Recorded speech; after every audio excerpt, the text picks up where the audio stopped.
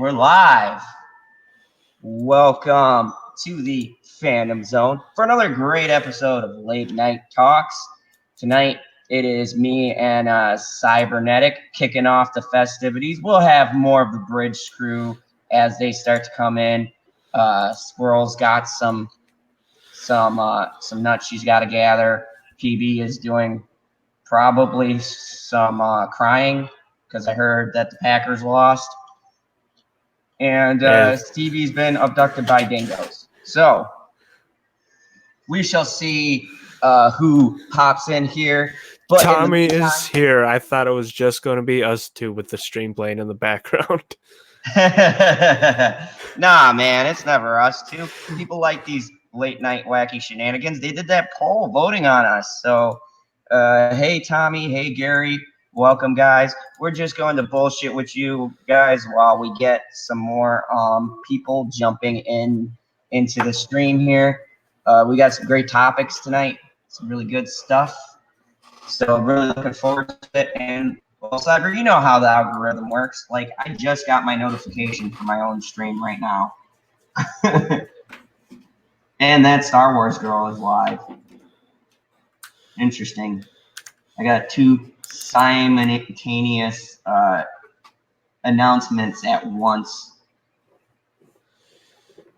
So anyway, Cyber, before we get started, tell us about your channel, and also, how's that Gears video coming? It's coming. PB's got to do the thumbnail. That's it. It's coming out tomorrow night. Ooh. Be there or be square. Always 7 Central. Always 7 Central. No matter whenever I upload a video, it's always 7 Central. So you guys definitely go check that out. You're gonna do a playthrough of Gears 5? Yeah, I've been doing that. I gotta do one with Borderlands, but I'm trying to do it with my buddy who already started because he got the game a little bit before me. But I haven't heard much back from him. I wanted to record a bit of the Borderlands with him, or if he says you'll just jump in at any time, then I'll just record it and then do stuff with him. And I'm thinking when I do the Borderlands games, they're going to be a little different. I'll probably just record them in huge chunks and then just chop them up. I'm going to experiment with some things. See what sticks. Nice. So yeah, I've been looking forward to Borderlands 3, but I've been on the fence. So maybe I'll watch that and see what it's like, because I'm a huge fan of the Borderlands game. So yeah, what system you got? What was that? What system do you got for Borderlands? None yet. I'm seeing if it's worth me buying a system. Oh, well, I got on I've Xbox. been on the fence about getting any new systems. That's where I'm at right now. I got on Xbox and I can play with my buddy and then my brother. I'll probably get it on PC later, but it's also really easy for me right now to record things through my Xbox because of the capture card. Which is always a good thing. Yeah, you definitely want. Yeah, if you get Xbox, I'll give you my gamer tag. Nice. Yeah, I might consider that. Yeah. John, what up? What's going on, man? I've been on the channel for a while, so I thought I'd drop you an invite because I'm talking about interesting stuff. And as a matter of fact, I didn't plan on it, but one of the things I'm going to cover today, because I thought it was interesting, was you get Xbox, your website. Really? Yes, because the Mad Squirrel has been working with you guys on some things, and she sent us something interesting. And I had never read this article, but I was reading an article from Stephen Walton. Uh-huh. And it was about the inverse article. So I wanted to read the inverse article to kind of show people that Doomcock seems to be pretty famous, seeing as to they're quoting him, they're mentioning his channel in a negative light, but what do they say? There's no bad publicity. Yeah. I guess when you get as big as like a YouTuber like Doomcock, you're going to make your enemies. Even though it's probably unfounded. Yeah, which I wanted to. Lately, we've been on a roll here at the Late Night Talks. I've been tackling a lot with the gender stuff and a lot of cinema stuff, and I'll be covering all of the Joker stuff too. I think that I'm just going to do that on my own because there's been some interesting articles about the Joker and how it might cause mass shootings. I saw the movie and I doubt it, but I think that's insane. They're going off of what happened with what was it, The Dark Knight Rises, and that was a fluke. And there was no mass shooting during Man of Steel. There was no mass shooting during Batman versus Superman. No mass shooting during Suicide Squad and Justice League or Aquaman or Shazam. So, come on. Well, they also caught that Insider guy Tennessee's after. welcome. They also caught that guy after that, and they found out he had a lot of mental problems. Yeah, and I wanted to be covering some of this stuff because I find it hilarious that the buzz around this movie first.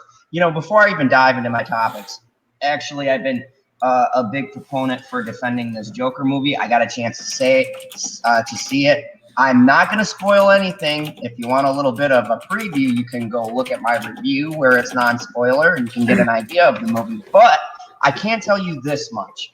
I am glad to see that there is finally a DC movie that I feel will be in contendership for an Oscar. I have no doubt. Like, when this thing comes out, I feel with just the way the movie is shot and set up, this is going to be an awards contender. And God, I would love to see another comic book movie take an award. And this time, not because the actor died, but just because of his acting. Yeah, man. Everything that I've been reading kind of is hinting towards the same thing. So, yeah, I'm really interested in. I've got my ticket pre-ordered for the 6th. And Chris and I are going to go check it out. I mean, as much as I did not want this movie, I'm actually kind of looking forward to it. What's going on, Proper? Hi. Hey, how you doing, Sean? I'm good. How are you? What's Good. up? We got a little bit of a different starting late night crew tonight. Wanted to mix it up. Squirrel is gathering some nuts to throw at SJWs. PB is probably crying because the Packers lost. No, they lost. No. And Stevie was abducted by dingoes. Oh. So, Mm.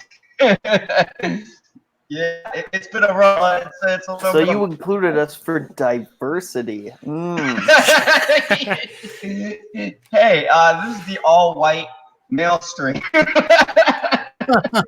I am blue. Cyber identifies as a husky. Yeah, I'm confused about his gender. I'm just He's gonna a call him a dog. gender fluid He's husky. a dog. And there's my diversity. And Your diversity is a dog. So. But I've got to say, we were talking about Joker, and Sean, I'm not going to spoil anything, but I will tell you, if you are a fan of DC comic books, you're a fan of the Joker, and you've read most or watched most of the iterations, I guarantee you, if you look hard enough, you will find something for you. And I'm going to leave it at that. But there are Easter eggs throughout this movie that if you are a hardcore Joker fan, you're going to pick up a lot of stuff.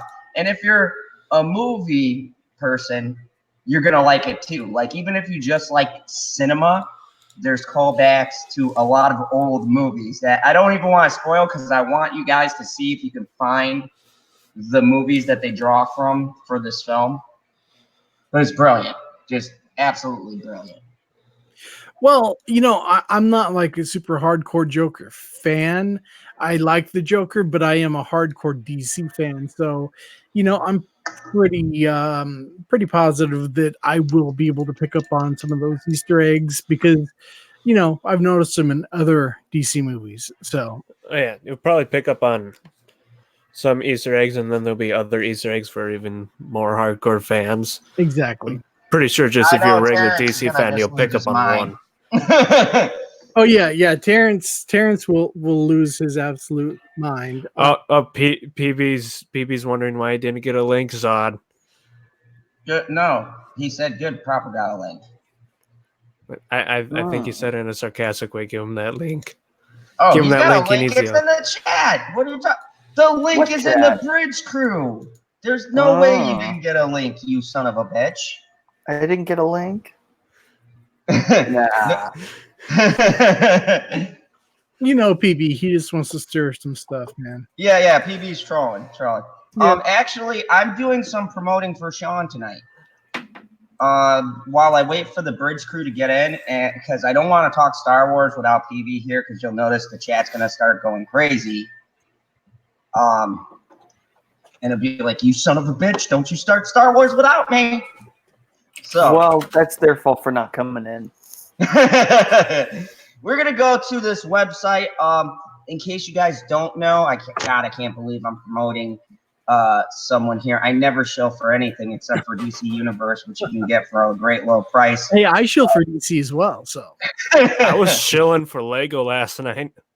We don't chill here on the channel. Every one of us chilled something. But I noticed this great website here.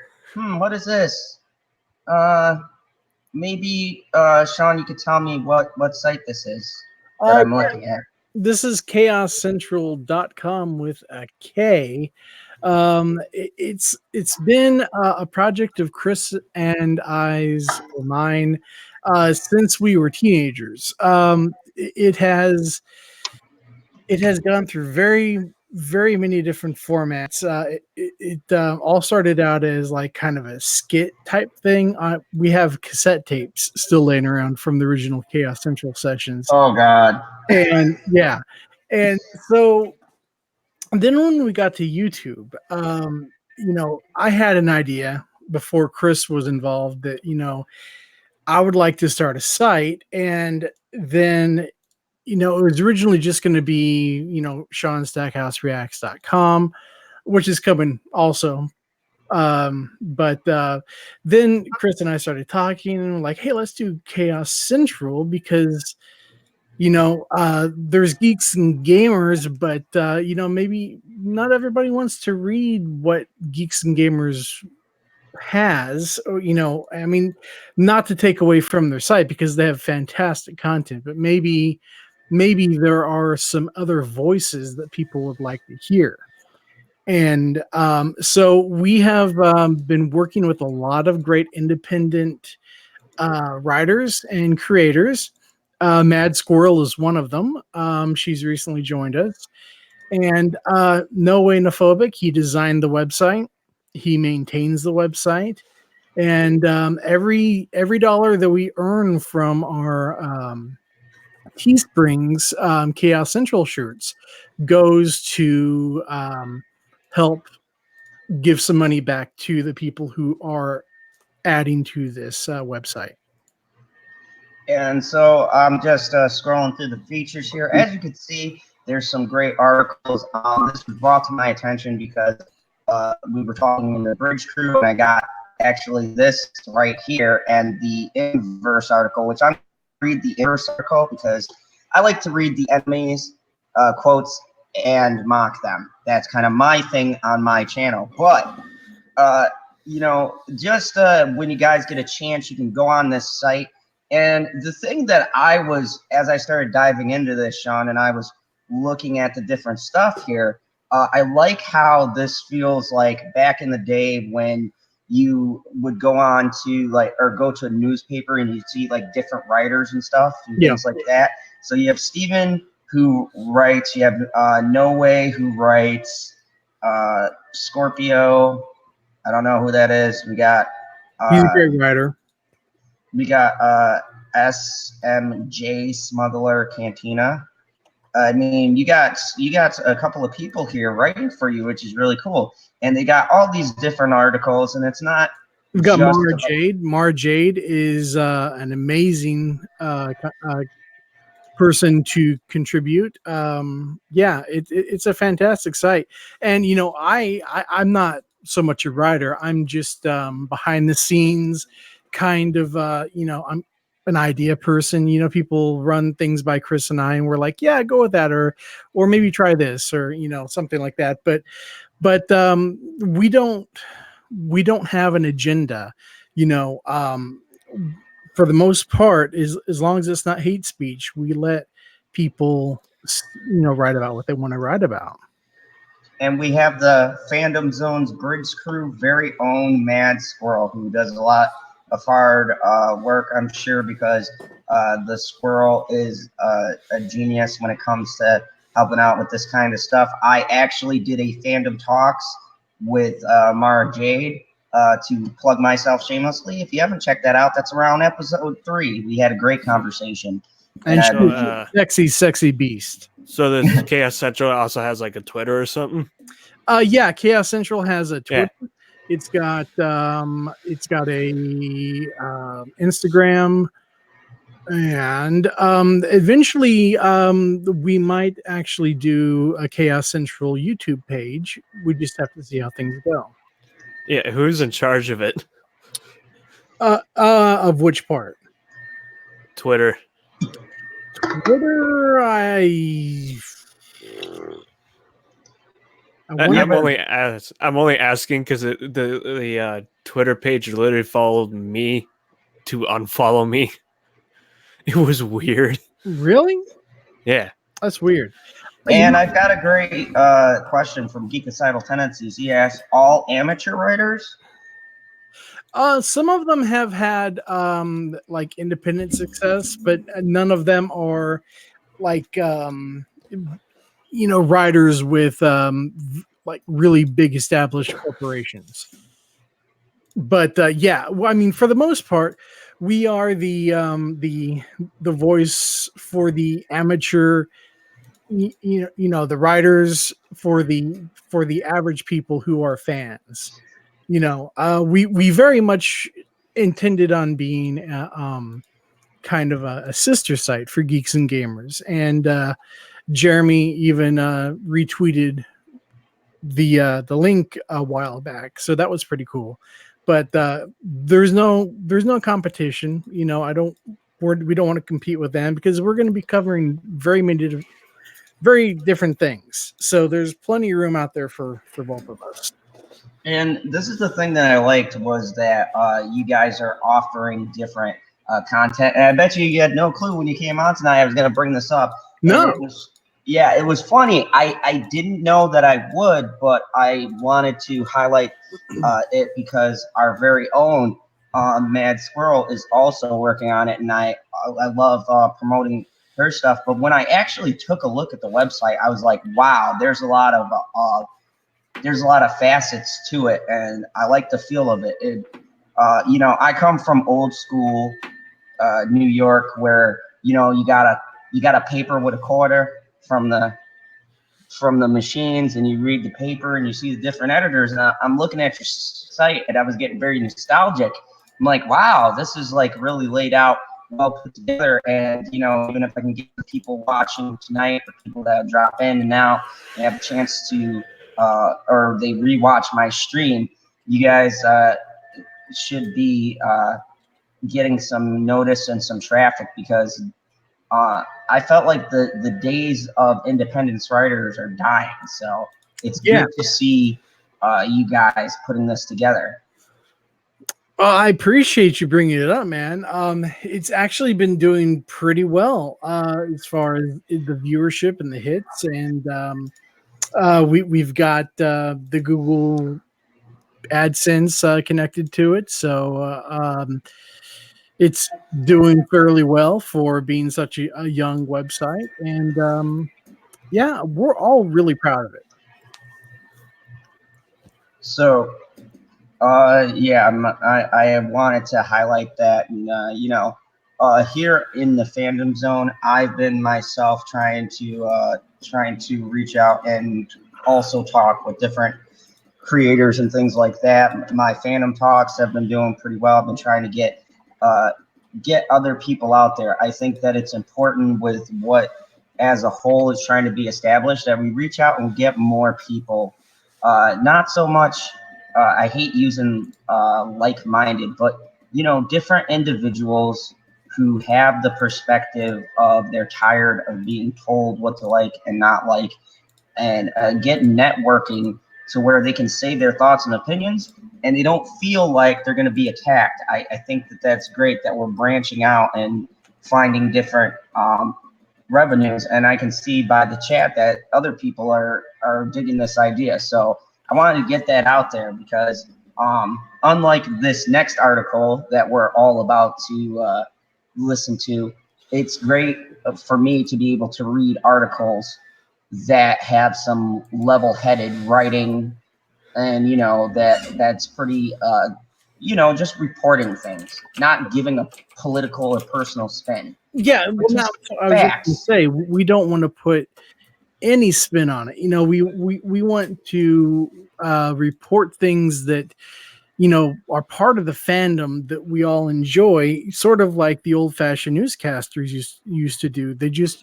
It was all facts, nothing but the facts. They kept their personal opinions out of it. And I think we need to, as a community, promote more of this. So I love having you guys on YouTube proper with what you do on your streams. Thank you. In bullshit, which I watched it, by the way. I don't always comment, but I'm watching you guys. Sometimes I'm busy with the girl. You know how that goes. You're with the unicorn. Yeah. Mythical beasts require a lot of attention. Mm-hmm. That's a which you never cease to exploit on this channel. Never.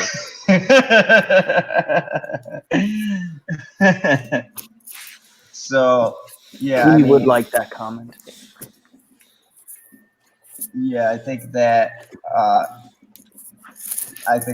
will be very good to get everyone out there. And PB, we are talking about Squirrel, and I was just pointing out Sean's website and the great work that they're doing, and wanted to highlight the website so that everyone can go there and go support them, check it out.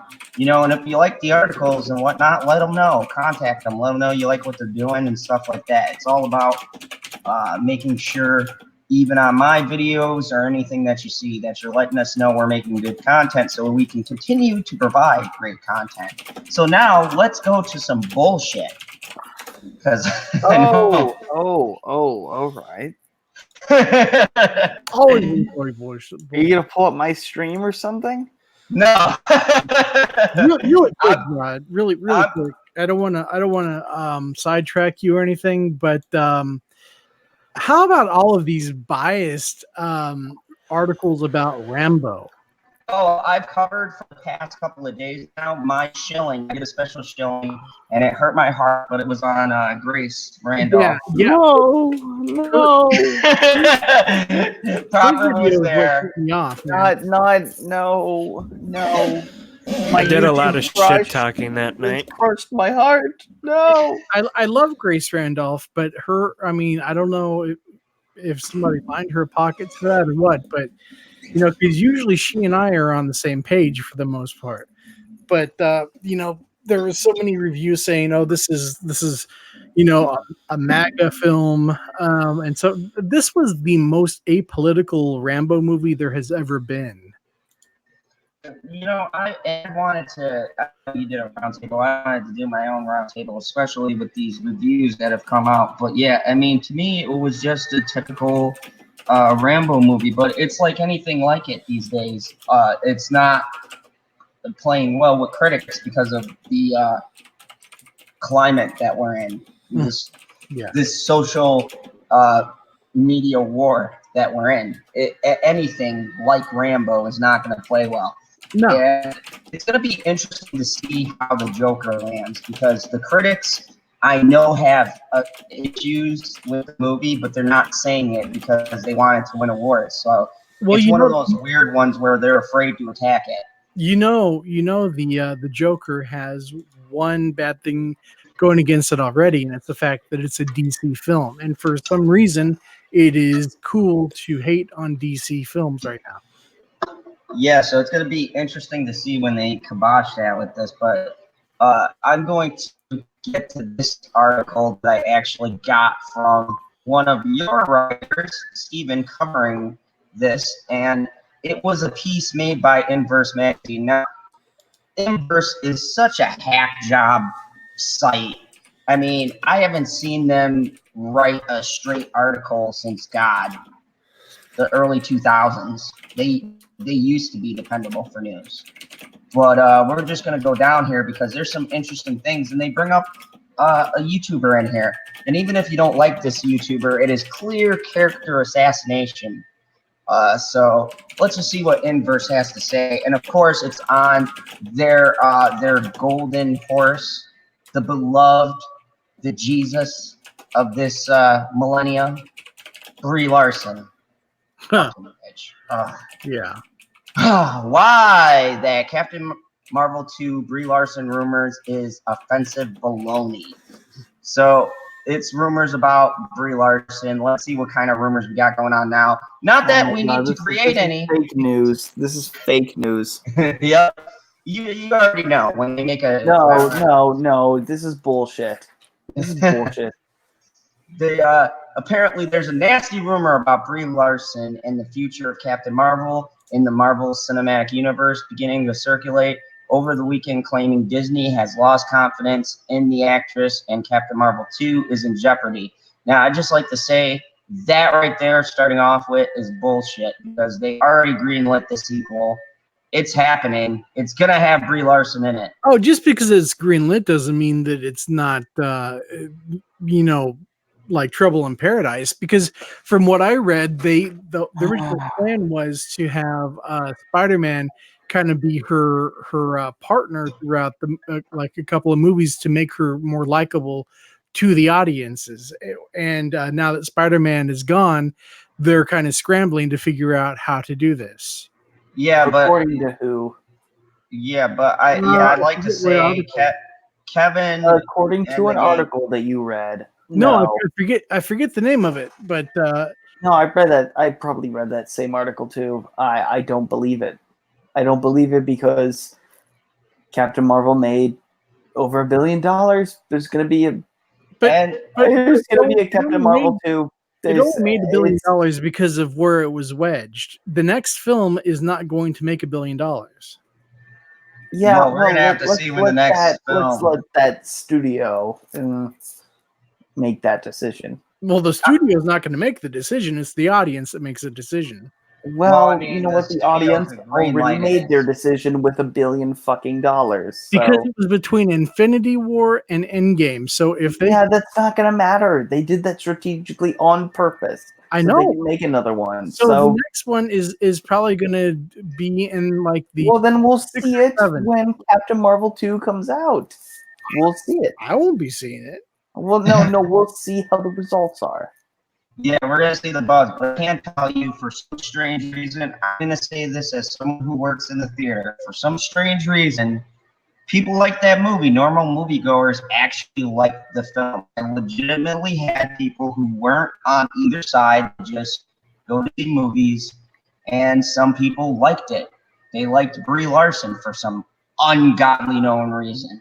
And if you have those people come back, I mean, I had people come in 3 or 4 times to see the film that had been there weeks prior. So it's not just where it was wedged. It was people legitimately liking the film and going and seeing it. I mean, to make $1 billion, you have to have repeat business. And no one is a bigger proponent of hating Brie than me. But at the same time, I have to call it when I see it. People like the film. They liked her character. There's kids in my dojo that come in with freaking Captain Marvel stuff. I mean, And you It's want to beat marketable. the shit out of all of them. Oh my God, you don't even know. My face turns red. I'm like, well, I can't now do this right now. all of your students who are listening to this. Yeah, go get Spider-Man stuff. And but these unconfirmed reports feel like fabrications by what we might as well call the white nationalist fringe. Now, I wanted to point this out because when I was reading through this, this was the same crap, and this is what made me upset about Grace Randolph's critique. Was she threw in not white nationalists, but she used conservatives or extreme conservatism, right? The extreme right.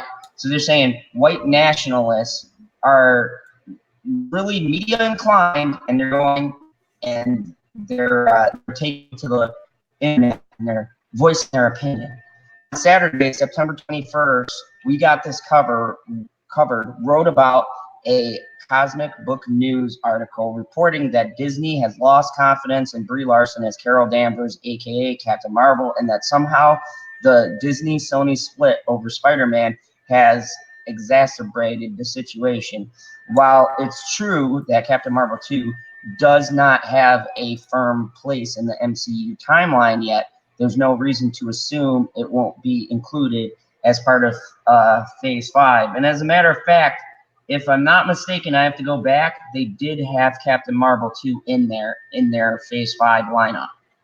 I have to double check, but it was in a couple of videos that I've seen. It was on the little timeline thing somewhere near the end of it.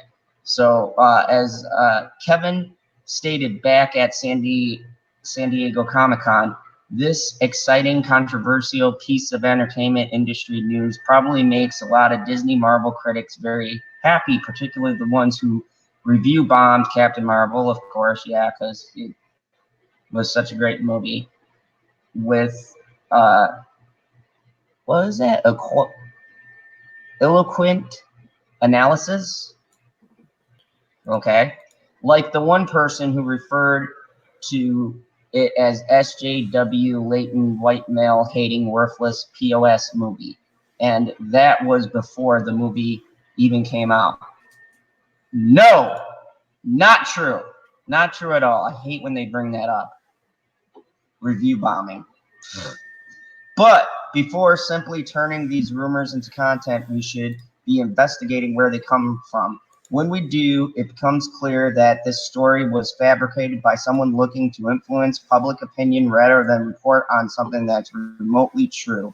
Captain Marvel 2 rumor originates from the Overlord DVD YouTube channel. Its host claims that their inside source in Disney deemed Brie Larson a little stiff and a bit unlikable. That's not untrue. Critics dance around those words. In her portrayal of Carol Danvers as Captain Marvel and Avengers Endgame, the language here already has concerning tone of misogyny to it, of course. Because if you make an honest critique, you're a misogynist, especially against Captain Marvel. Of course. My review came out, I had like 3 or 4 people call me sexist and whatever else. And I said, I didn't even attack her. I just told you it was a boring ass movie. Marvel was allegedly counting on pairing her up with Spider-Man in order to humanize and to balance her out a bit. And I'd just like to say, if you watch the movie, and I stated this in my review, I don't necessarily just blame Brie Larson's acting. I think the script that was written is terrible, and the directing. You can get, you can get emotionless without being a plank of wood or staring blankly. I mean, she wasn't emotionless throughout the whole movie. There were parts with Nick Fury where she was laughing and all sorts of stuff, and they had a good back and forth. So it's bullshit to just say that they have to humanize her. They have to get someone to write a better story. They have to have better direction. You fix that problem easily. You don't need Spider-Man. They need better writers. This is part actually sort of makes sense after Far From Home post-credits. But beyond that, this is quickly veers into total fantasy. The video claims that Carol Danvers would belittle Spidey to prop herself up. The host even cites this specific plot point as the reason Sony pulled Spidey out of the MCU. Sony didn't want their biggest asset to be the butt end of a joke. That part I don't believe. Sony didn't want to get raped by Disney. That had to do with money. Sony wanted the rights to their character.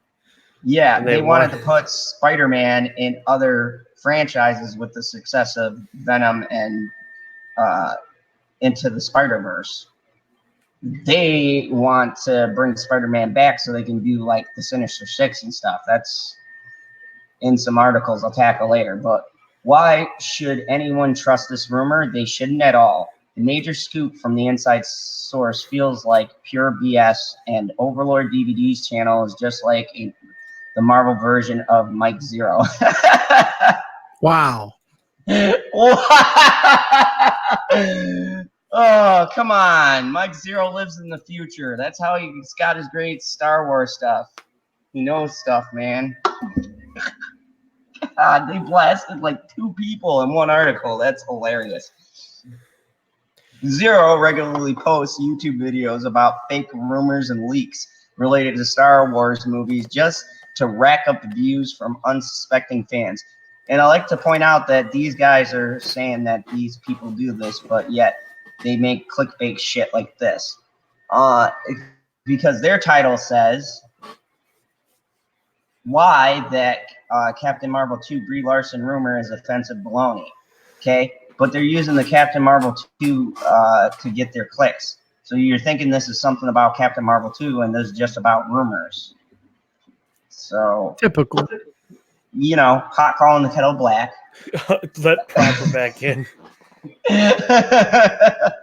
The host, Overlord DVD, dubs himself Dictor Van Doomcock, hence the DVD, who is the future ruler of Earth according to his bio.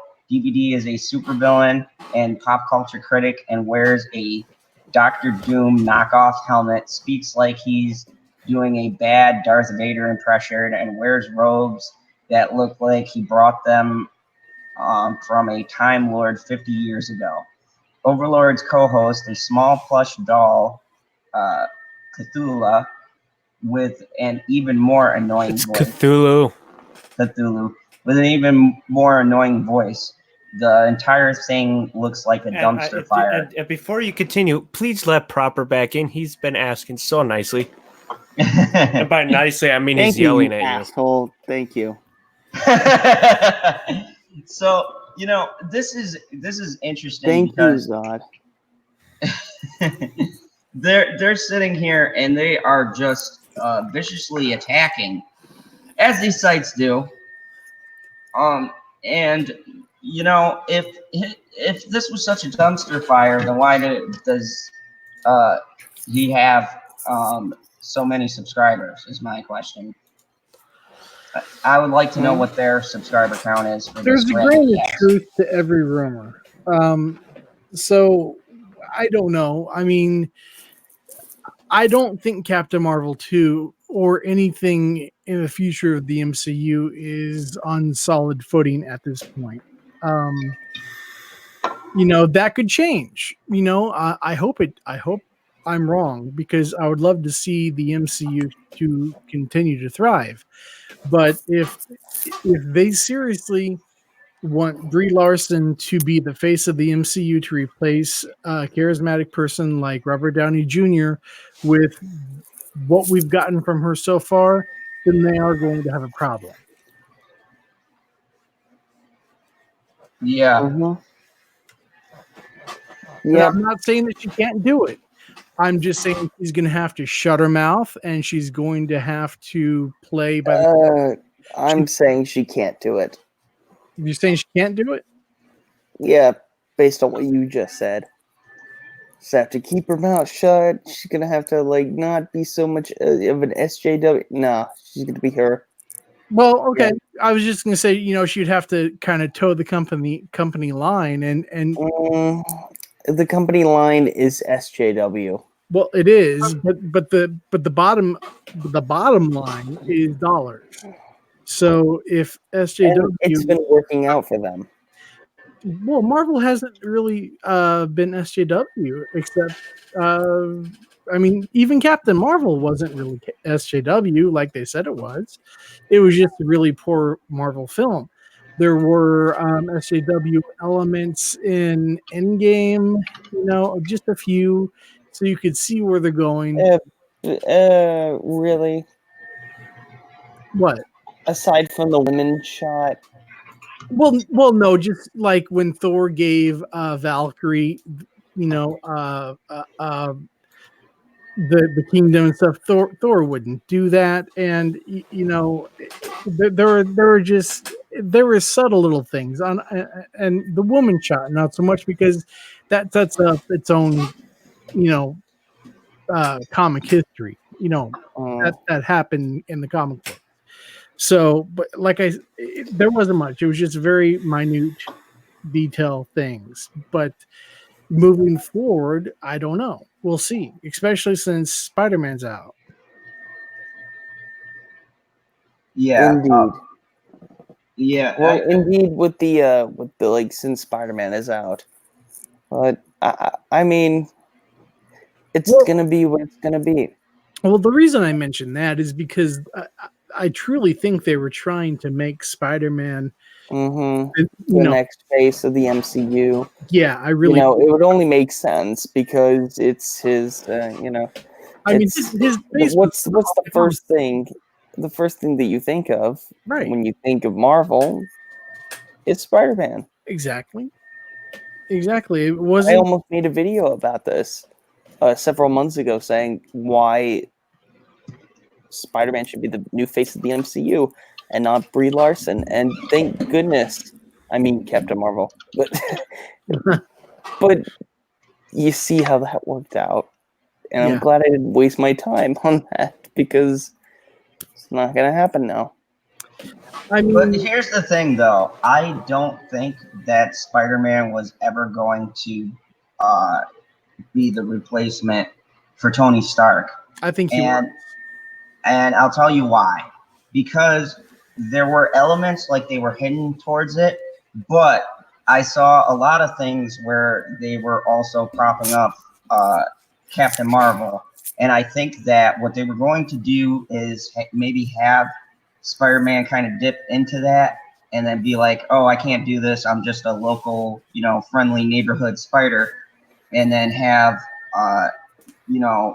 Brie. Zod died. I think that they're going towards a female-led Avengers. It's in the comics. We're in that kind of climate. I think they're going for the female Avengers. So, because they're talking about launching She-Hulk and all of these, and even though that's part of the television show, those are members from the female Avengers. Yeah, and it's all related. Yeah, so I don't think that it was it was never the plan to go this route. Even what? Kevin has quoted saying he wants to put more females into the MCU before, he's off doing his own thing. And I got an article about what he's off doing his own Star Wars movie, apparently. Yeah, I'm gonna be talking about that when PB jumps on, because he'll kill me if I cover that without him. Just because Kevin Feige was able to do such amazing things with Marvel does not mean that he can come in and do amazing things with Star Wars. It doesn't mean that he can't, but it does not mean that he absolutely can. I mean, he's not a genie. I could say anything that he chooses to do will be better than anything that we've gotten so far. Fast forward 10 years. 10 years from now, hey, everyone. Coming in from the future, can you tell us if this next saga is shit or not? Let us know in the comment section down below. Well, I mean, I guess since this is going to be the end of the saga as we know it, they could go in any direction. So who knows what they do? I mean, if they do like a Knights of the Old Republic franchise, that might be cool. I don't know. You'll have D&D for that one. If you're a Game of Thrones fan, you'll see how well that goes. Just take a look at season 8 and you'll know what's in store for you in the future. Yeah, I don't care about Game of Thrones. But there's a lot of things. See, they have the EU, and they really, really, really need to lean on the EU. They won't do it, but they need to. Yeah, there's contentions with that though too. So I mean, there's been a debate before before this thing with Disney. There was always a split between the EU and the how do I put it, the cinematic part of Star Wars, which happened way before the Disney buyout. And I'll be talking about this when I have RK Outpost on my channel, but because he comes from the EU side. But since I want to say the prequel trilogies is where that rift started, because EU fans got upset with the way that they retconned some things from the EU, and that started a division right there. And then when Disney took over, they created a wider split, but this time they split the cinema fan base in half.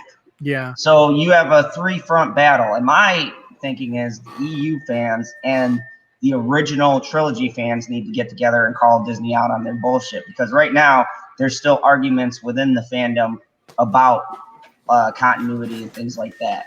And I can't believe I'm going to say this, PB, if you're in the chat.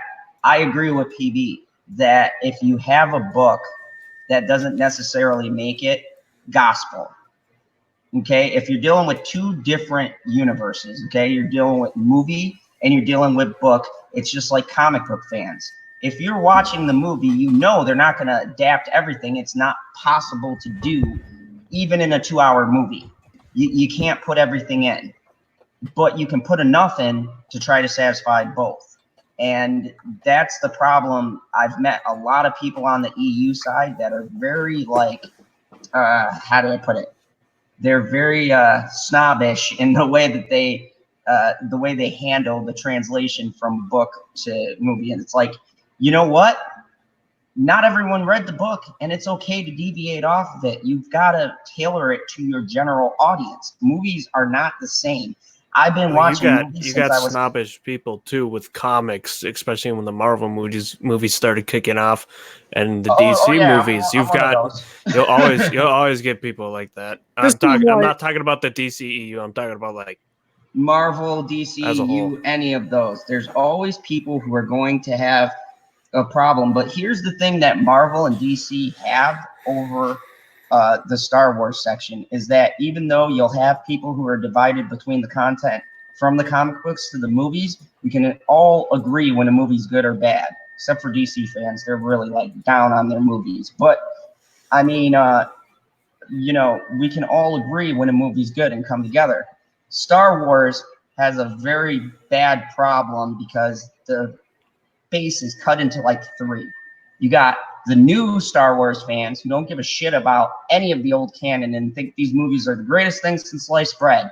You have the old trilogy fans who don't recognize this, which they shouldn't, because they don't reference anything but claim to, and they only use the legacy characters when they need to make money. And then you have the people who like a little bit of both that are, hey, what's going on here? So there's a schism in the fan base, and it's divided in three. And Hold on, they did reference the original trilogy in The Force Awakens with the trash compactor joke. Me and my dad lost it in the fucking theater with that joke. I don't know, man. I just don't think Disney needed to have somebody hold their hand during the production of the new trilogy, because just because you are a $1 company doesn't mean you know jack squat about making a Star Wars movie, and if I were J.J. Abrams right now, I would be popping Xanax like it's freaking candy. Because he just signed that deal with Warner Brothers, most likely going to take over the DCEU. And he has a lot riding on The Last Skywalker or The Rise of the Skywalker, whatever the hell it is, because I don't care.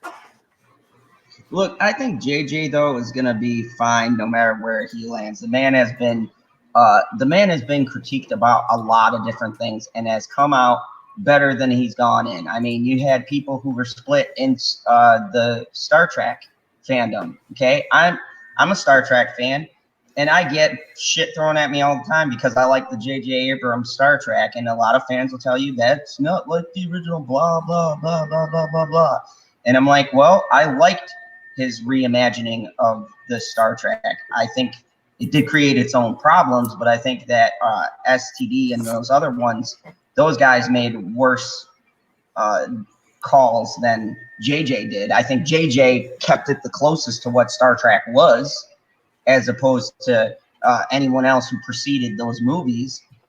And so, I mean, JJ, I think, is going to bounce back just fine. I don't know what he's going to be like on the DC end. The one thing, and I've said it a billion times, that makes me nervous about JJ coming into anything is he does not finish what he starts. That's my biggest complaint. From what I've that's an obvious complaint. Yeah, but from what I've heard about very obvious is that he's going to basically settle into the overseer position, and everybody like Patty Jenkins and whoever else is going to work under him. So he may make he wants to get in that Spielberg executive producer position. Exactly. Executive produced by J.J. Abrams, and now he doesn't have to do jack shit with anything. And but people forget too, in that position, if you put in good writers to certain slots, I mean, look at what Kevin did. Kevin didn't write those movies. He had different writers and directors, and he just basically did the same thing. He oversaw and he made smart decisions with characters, which then grew the franchise. All JJ has to do is put the right writers in, make sure that they are doing what they're supposed to do, and bam, you're setting up your franchise for success. Well, check this out, though. And this is my thought process on JJ taking over the DCEU. Everybody is saying that JJ is like a master copycat, and if he could only use his skills to copy from the comic books, the actual source material, who knows what type of iterations of the live action version we would get. Maybe that would actually work out if he took it from the source material. I mean, before it was released, The Force Awakens, I thought he kind of copied a little bit of the original EU because one, he still had this, and he still had something of like what was the former Empire, and then he still had our characters we love, and that's all we knew until that movie came out. Yeah. Yeah. So it was like, oh yeah, this looks like it's going to be similar to that. Yeah, and then, it was different. And then Rian Johnson flushed everything down the toilet. Yep. Yeah, and I always say this, and there is a blame with JJ, but I solely put a lot of that on Rian Johnson because Rian Johnson was the one behind the scenes who had the scripts and everything else, and just tossed them in the trash, pissed all over him, lit it on fire, and decided he was so fucking creative he was going to do his own thing because he's a genius. That's the kind of attitude that prick has. Exactly. He's one of those people who's so high on themselves from their few movies that they've done that he thinks he's the greatest thing going. He thinks he's a James Cameron or something, and he's not. He's not even close to being on that level. If he was an ice cream, he'd be pralines and dick. So I mean, gross. That's a Wayne's World reference. Pralines and dick. But I mean, it's Wayne's World 1 or 2? Wayne's World 1. I don't remember that. It's when they're hijacking. No, I don't remember that. You don't remember the movie? Not that part. Oh. They're hijacking the what? It's when they're hijacking the studio truck. Oh. and they're confronted by the guy's like right hand man, and he's like, Still disgusting. "Yeah, How dare you, Sean? I'm sorry. I'm not sorry. I'm sorry, not sorry." Decide. There was an article that I want to talk about here, and it was kind of intriguing to me because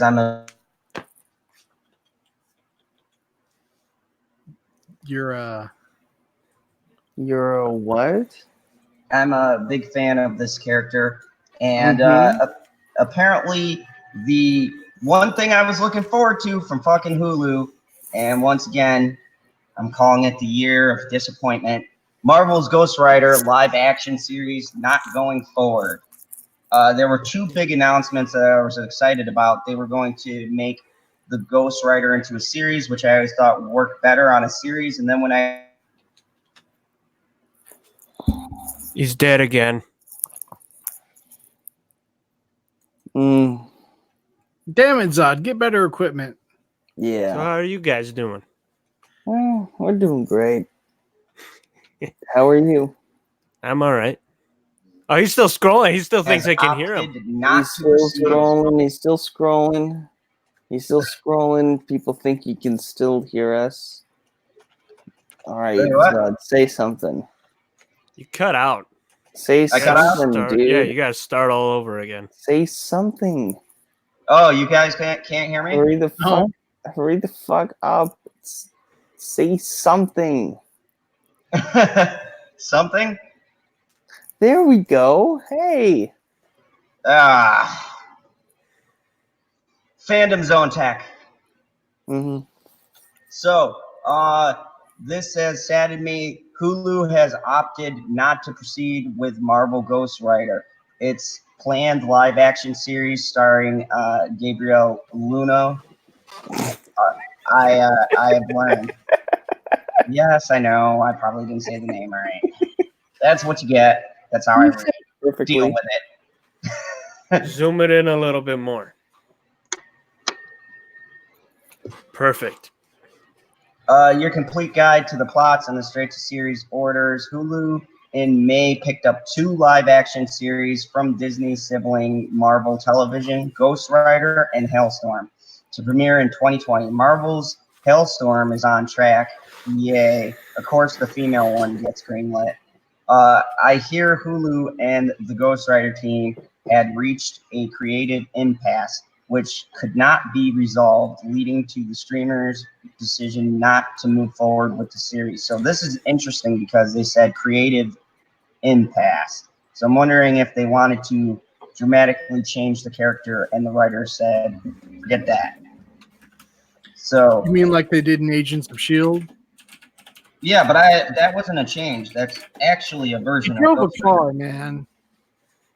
That's a complete and total adaptation of the Robbie Reyes Ghost Rider from the comics. That adaptation can kiss my ass. Yeah, but that was comic accurate. I mean, that's the comic right there. Kiss my ass. I mean, that's not like they didn't faithfully adapt it. That's like straight from the source material. Yeah, but the source material can kiss my ass. Such hate. Marvel Television remains a leading supplier to Hulu with series slate that includes a live-action Marvel's Runaways, which I love, which has been renewed for a 3rd season, and the upcoming Marvel's Hailstorm, both co-produced by ABC Signature. It also involved in a suite of 4 connected animated series: Marvel's MODOK, Marvel's Hit Monkey, Marvel's Tigra and Dazzler show, and Marvel's Howard the Duck. I would be interested to see what they do with that. I love Howard the Duck. Me too. I mean, it's been a long time coming for that. Oh, yeah. And I don't care what anyone says. I love the Howard the Duck movie. Yep. Stroke of magic. Ew. I love what he does with Lee Thompson in the bed. Yes. I will not apologize. What? Rewatch Howard the Duck. Oh, Leah Thompson. Oh. set to roll out 2020 culminating in a Uh-huh. special event. No, not even when she's no. Marvel's The Defenders. Marvel's Ghost Rider is executive produced by Stephen Lightfoot, which, if you don't know who Stephen Lightfoot is, or he created a great show, Hannibal, which was one of my favorite shows. I ain't getting on no plane, Hannibal. It was a great show, very weird, misunderstood, and yeah. Stephen Lightfoot tiptoes around the house. Who was to serve as showrunner? Paul. Oh Jesus, Mary and Joseph. I don't think he's a show runner. He's a show tiptoer. Yeah. And Marvel. He's a show glider. Maybe I guess. the He show glides producer. on his slippers on set. Yes. That's what a showrunner really does. If you don't want to be heard. So they were all supposed to have Jeff Loeb, who was good as well and worked with Steven on Hannibal. So it is unclear whether the series will be shopped elsewhere. The anti-hero Ghost Rider is known as Robbie Reyes, is consumed by hellfire and supernaturally bound to a demon. Reyes lives on the Texas-Mexican border, and when he unleashes the rider, Robbie brings vengeance for the innocents he encounters, but struggles to control the power he wields. The character was brought back to the Marvel Universe in 2016 on ABC's Legends of S.H.I.E.L.D., or Agents of S.H.I.E.L.D. Legends of S.H.I.E.L.D. sounds better, with the Robbie Reyes version played by Luna. In 2007, Sony and Marvel released a feature film based on the motorcycle rider with Flaming Skull, directed by Mark Steven Johnson, and also starring Nicolas Cage as the Johnny Blaze version of the titular hero. Anti-hero. You said hero. Yeah.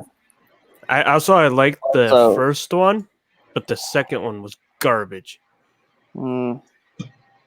Also, I haven't really seen anything with Ghost Rider that I really cared for in live action, to be completely honest. I like Ghost Rider comics. I have. Yeah. I don't necessarily entirely endorse the adaptations. I'd say Agents of S.H.I.E.L.D. was the only one that was watchable for me. It's pretty sad. It's pretty sad when I have to sit here and say the first Nicolas Cage movie was the best adaptation of Ghost Rider I've ever seen in live No, I call bullshit the second one. The second one was okay. Yeah. I'd say the second one, the CGI was much better in that. You're one. not And he was actually pretty entertaining. Like that scene where he's pissing off the side of the truck. That was hilarious. It was fire. I don't know why I just found that like. We're talking about a world where Nicolas Cage is the best Ghost Rider. Texas and Mexicus. And I'm not hating on Nicolas Cage. I like Nicolas Cage, but there are just some things Nicolas Cage should not play. Nicolas Cage is he's a hero. He is. First one had a better the Satan one though. King. He is the light to our love. Okay. First one had a better I don't Satan. know. And I'm he's just dead making now. shit up. So. Just go ahead. First one had a better Satan, and he's dead now. The actor. I do agree. The first one did. Yeah, I I don't agree loved with it. Every Satan. time he came on the screen, he's just you get chills, and he did a really good job with that. Like I don't think, as far as movies go, I don't think it was the worst movie like everyone claims. I think that what's her name's acting was terrible. Eva Mendes or whatever her name. Yeah, Eva Mendes is a horrid actor in whatever she plays. Yeah. So I mean that didn't have much going for it. Or does she And plays a horrid actress? no, Or I is just that think she method acts like herself. Maybe she's a method act. That's what I just said. I know, that's why I'm repeating it. Yeah, 20 years in the making. I mean, like, And I've she never blows it watched out of the a park. Mendez movie and been like, wow, Or out of she's the such water. a great actress. Like, I can't stand Jennifer Lopez, except for in Selena. Shut your filthy mouth, I'll kill you. Zod PB's screaming at you in the chat. You only think that her being inside of Selena Gomez is going to make it much better? No, I think Wait. she acted in that movie. In Selena Gomez's movie. Interesting. No, in Selena, not Selena Gomez's movie. We're What are talking you about talking the about? See, now the pun doesn't work. Okay. Apparently, PB's in the waiting room. No, he's saying No, it Twitter. doesn't. I'm trying to get Zod's attention. I don't understand why I'm looking at Twitter. I don't see anything. Well, maybe because your screen isn't on. No, it's definitely on. Well, gentlemen, I'm going to have to bid you all a fond adieu. My days have not been this late lately, but thanks for talking about the website, Zod. I really do appreciate it, and I encourage everybody to come check it out. And it's good to see everybody in the chat and talk to everybody again. Indeed. Sean, are you doing okay? Yeah, man. Yeah, it's just been long, crazy stuff. All right, don't get too pervy on me. No. I'm actually doing pretty good. But thank you for asking. Yeah, of course. All right. Well, until next time, gentlemen, have a good night. Live long and Thanks, prosper. Sean. Thank you for coming on. We always appreciate having you here. My pleasure, guys. Have a good night. Now get the fuck out of here. So I mean, love you, Sean. That's pretty much the news there. Proper. What are your thoughts about the whole Ghost Rider thing? And do you watch Agents of S.H.I.E.L.D.? Did you like the adaptation? What do you think about Hulu deciding, because of creative differences, to drop the show? You're asking the wrong person. Next. I don't know anything about the TV series. I don't care about them. They don't connect with the movies. Barely. Maybe Agent Carter does, but that's about it.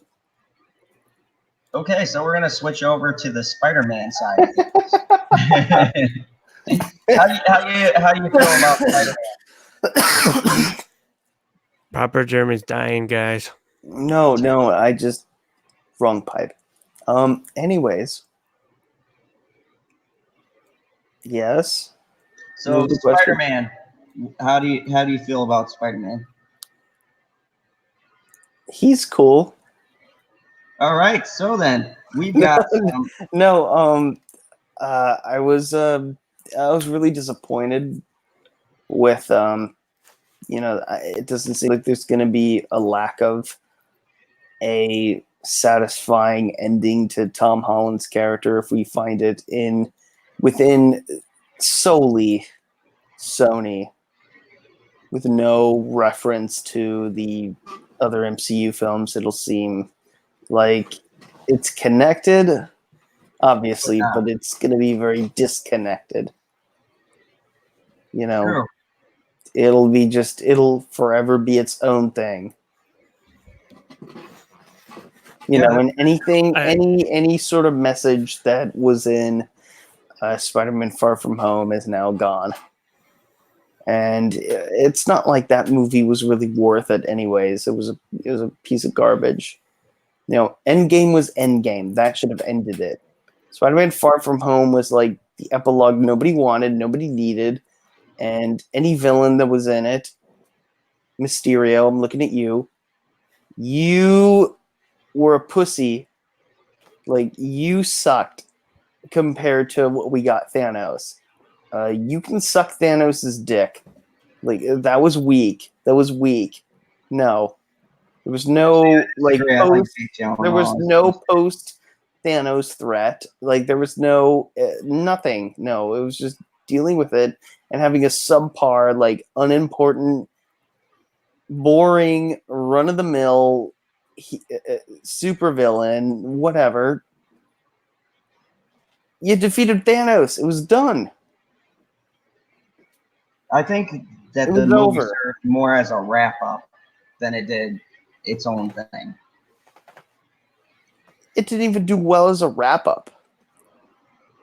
I don't think. Wow, you have some really strong feelings on this. Yeah, I thought it was a useless film. There's no way. Like you had to have a villain, and the villain sucked in comparison to Thanos. Sorry, but you also had that one. The one thing that was worth it at the end is now going to be useless because spoiler alert. So He's well, back. And that was great. But other than that, I could care less what that Zendaya MJ and Millennial Spider-Man go off and do in the Sony universe.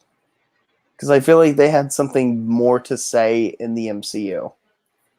Well, I hope if the Sony has them, I want to know if they're actually going to pair them back with MJ, like the Mary Jane MJ. Oh, that would be great. Sorry. Oh yeah, I'd jump on the Zendaya. Sony ship right away, man. Yeah, Zendaya. Sorry, we're replacing you with a white redhead. Or if they brought imagine that even if they article. brought Oh, Gwen God. Stacy in and did a little bit of stuff with her and Oh, have her with, die off, or they could. I know Spider-Gwen's usually from an alternate universe, but if they're creating their own universe with this, they could have that Gwen become Spider-Gwen or whatever. Oh, Speaking really? of alternate Sonys are universe, creative. Don't come back! Yay! that actually has something to do with this article. They are talking about doing Madam Web, and anyone who has seen the cartoon or has read the comics, Madam Web is connected into the Spider-Verse in many different timelines that the Spider-Man verse deals with. So Sony Taps Morbius writers for Madam Web movie set up into the Spider-Verse. So it looks like they're going to connect into the Spider-Verse and the actual live actions and start doing that storyline. So Sony Pictures has tapped Morbius scripts, Matt Seisman and Burke Sharpless to write Madam Web movies set in the Spider-Man. Someone named Sharpless is gonna write something. My goodness. Collider has exclusively learned. Created by Get a writer. pencil sharpener, kid. I want to know who they're thinking of casting for Madam Web, though. That's an interesting question. Created by writer Denny O'Neil and artist John Ramada Jr. Madam Web first appeared in The Amazing Spider-Man 210, which was published by Marvel Comics in November 1980, known as Cassandra Webb. She usually is depicted by an elderly blind woman suffering from chronic neuromuscular disease. It makes her difficult. That was so funny for you, Zod.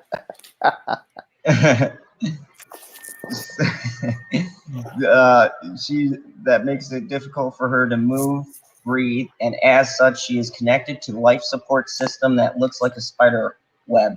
The clairvoyant character has precognitive abilities and once helped Spider-Man find a kidnapped victim. It is unclear who will produce the Madam Web movie, but Ava Arid and Matt Tomic are likely candidates, seeing as they served as producers on Venom and Morbius.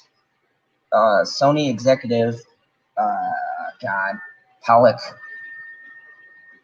Paddle. Okay, I'm sure I said that wrong. will oversee the project on behalf of the studio, which declined to comment on Thursday. In addition to Marvel Comics, Madame Web has also appeared in the Spider-Man animated series as well as multiple Spider-Man video games.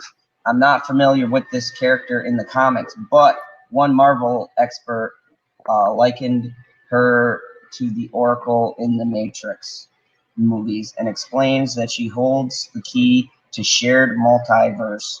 So the development of Madame Web movie may signal where Sony is looking to take the Spider-Man franchise next. Since as of right now, the character will have no future ties to the Disney MCU.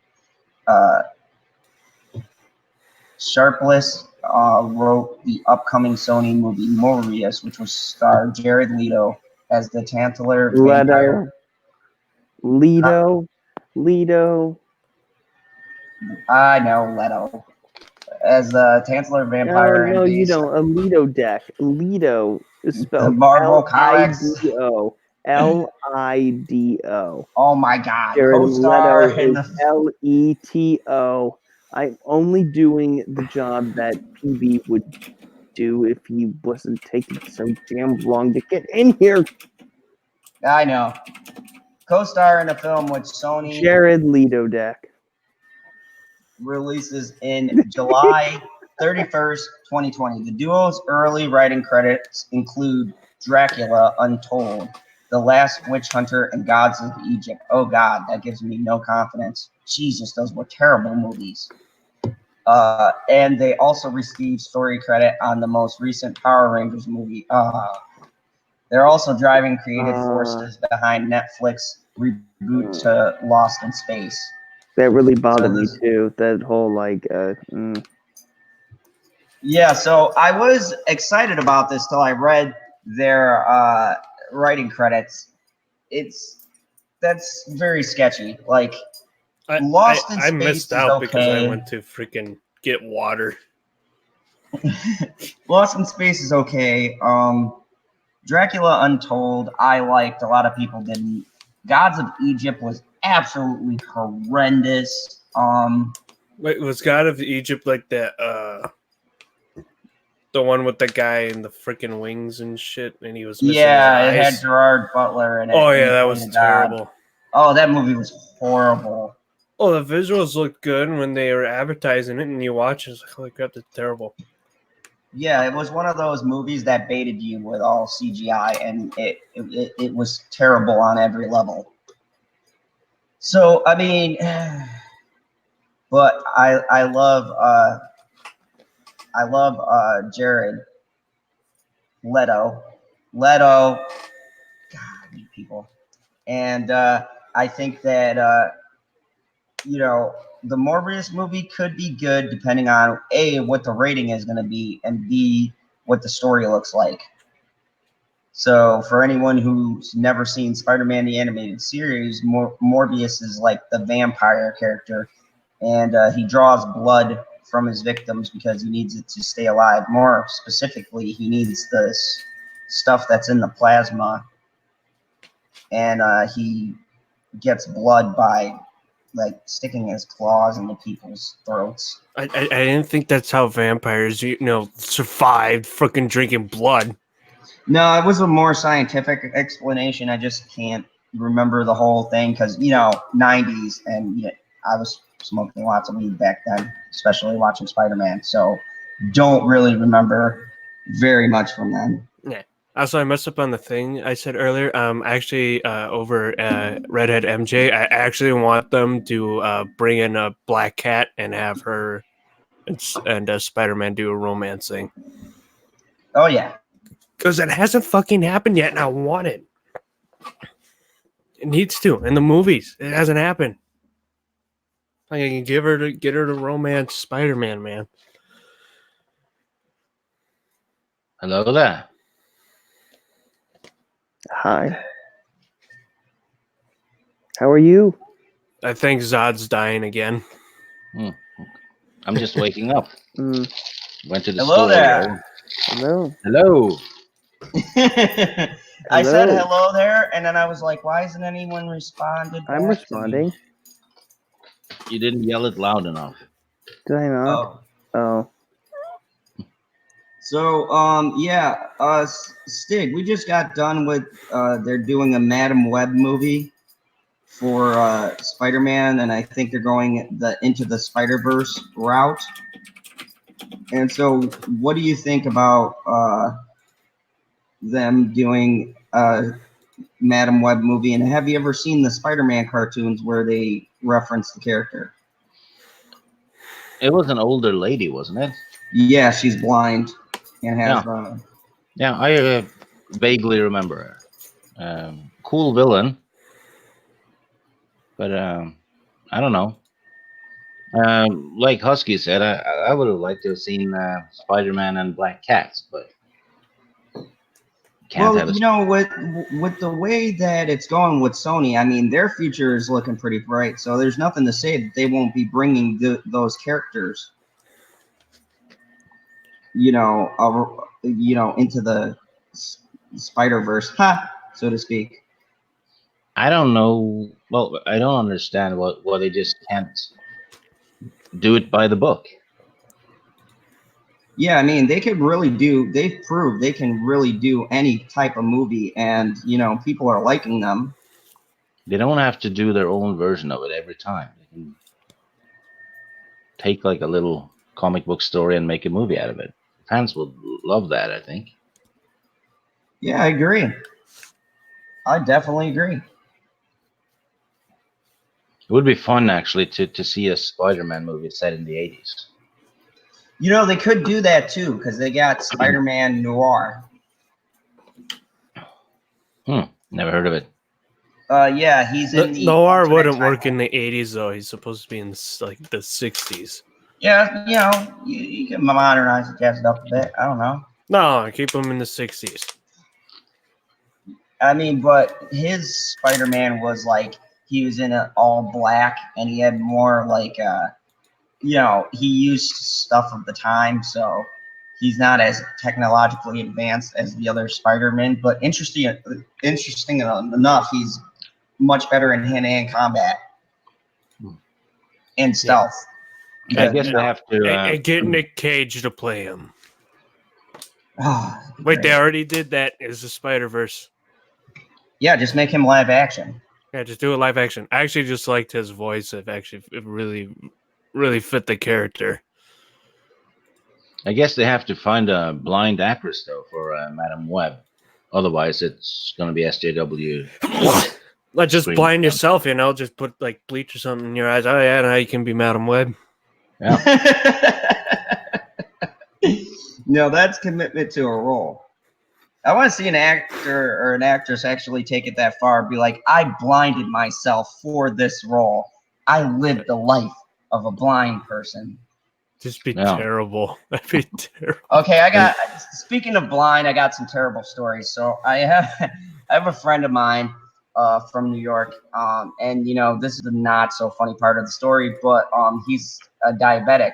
He's got type 3, and he lost his vision and lost vision in both eyes. And yeah, his there's no way to sugarcoat that. No, there isn't. And being the great friend that I am, I was actually in the service, so I got leave and I went to take care of him, so that he was having a lot of troubles with dealing with the fact that he couldn't see anymore. And unlike losing your eyesight when you're a child really young, he had always had his eyesight. So he described it as one day he woke up and it was still black. Like, he knew he was physically up, but he just couldn't see anything. And that's a scary thing. So I went to all of his doctor's appointment, and he was doing the corrective, the laser eye surgery and all of that. And so I felt bad that he was always so down on himself, and me being the lighthearted dictator that I am, I would play some jokes on him. So when he went blind, he had to rearrange his room in a certain order because he needed to know where everything was. So, like, I would come in before him and check out everything, make sure it was where he put it. But like he had this like footstool that he put off to the side because after he couldn't see, he was like, well, I don't need a footstool because I can't see where I'm placing my feet. So what I used to do is I used to take the footstool, and when he came in the middle of the night, I would move the footstool in the middle of the room because he had the room mapped out. Every time he would trip over this footstool and roll over it. You're an ass. And he would look at me. But I would do the same thing. So he was like, "You son of a bitch!" But he would laugh, and I did it not just because it was fucking hilarious and I'm a prick, but also because in that situation, you have to have some levity to get through the hard times. You got to be able to joke around and make light of the fact of this disability that you have, because it makes it easier going through the day to day. Because he wasn't like a young kid who's been blind their whole life and was able to deal with it. He just woke up blind, and that's a tough thing. I watched him go through all of the emotional stages of this happening to him. And so, it's funny to me when I read these articles, and even kind of offensive to me when they say you have to be this one thing, because it's like by trying to highlight how strong these people are, you're actually making them feel shitty about their situation, because, you're not doing it in a positive light. You're saying, oh, this person has to be blind. This person has to have some kind of disability. It's like, why? That's what actors get paid to do. They get paid to act. Why do you want to, why do you have to have someone who has a disability to play the role? Because people are stupid. Yeah, the whole point about acting is to act as if you were someone else.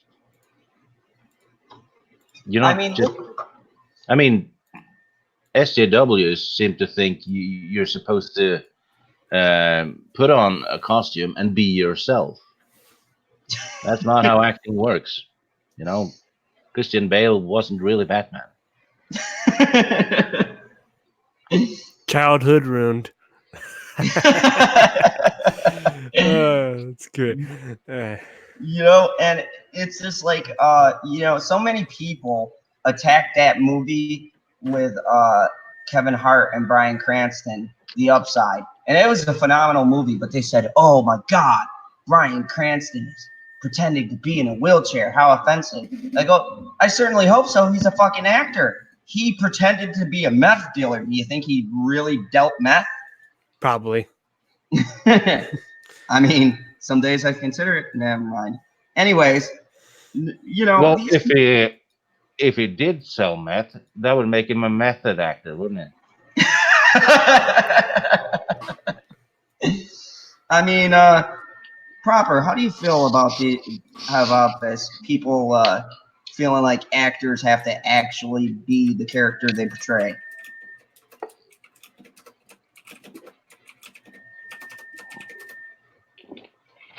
I totally agree. Has Proper fallen asleep again?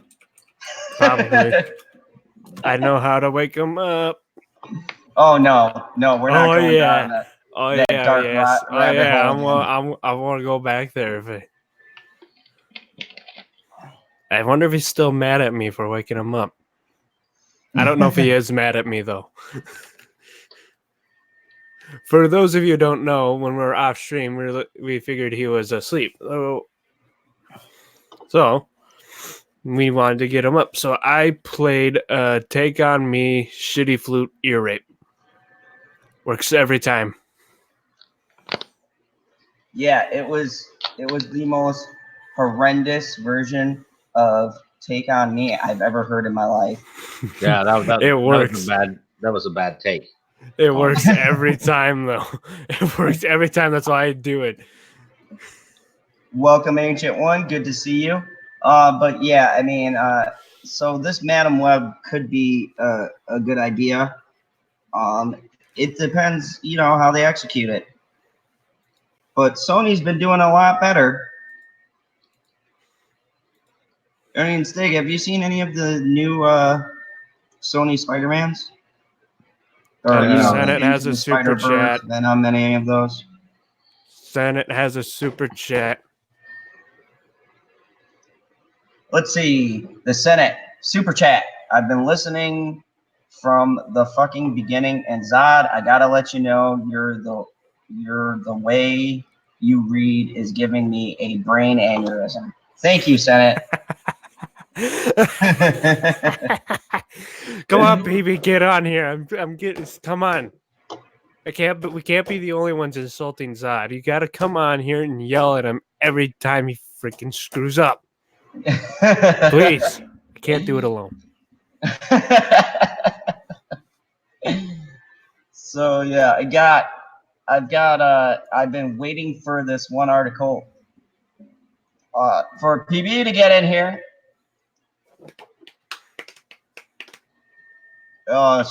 Yes, Shellback, I love that song. So we are He going loves to the shitty flute version the most, so that's masterpiece.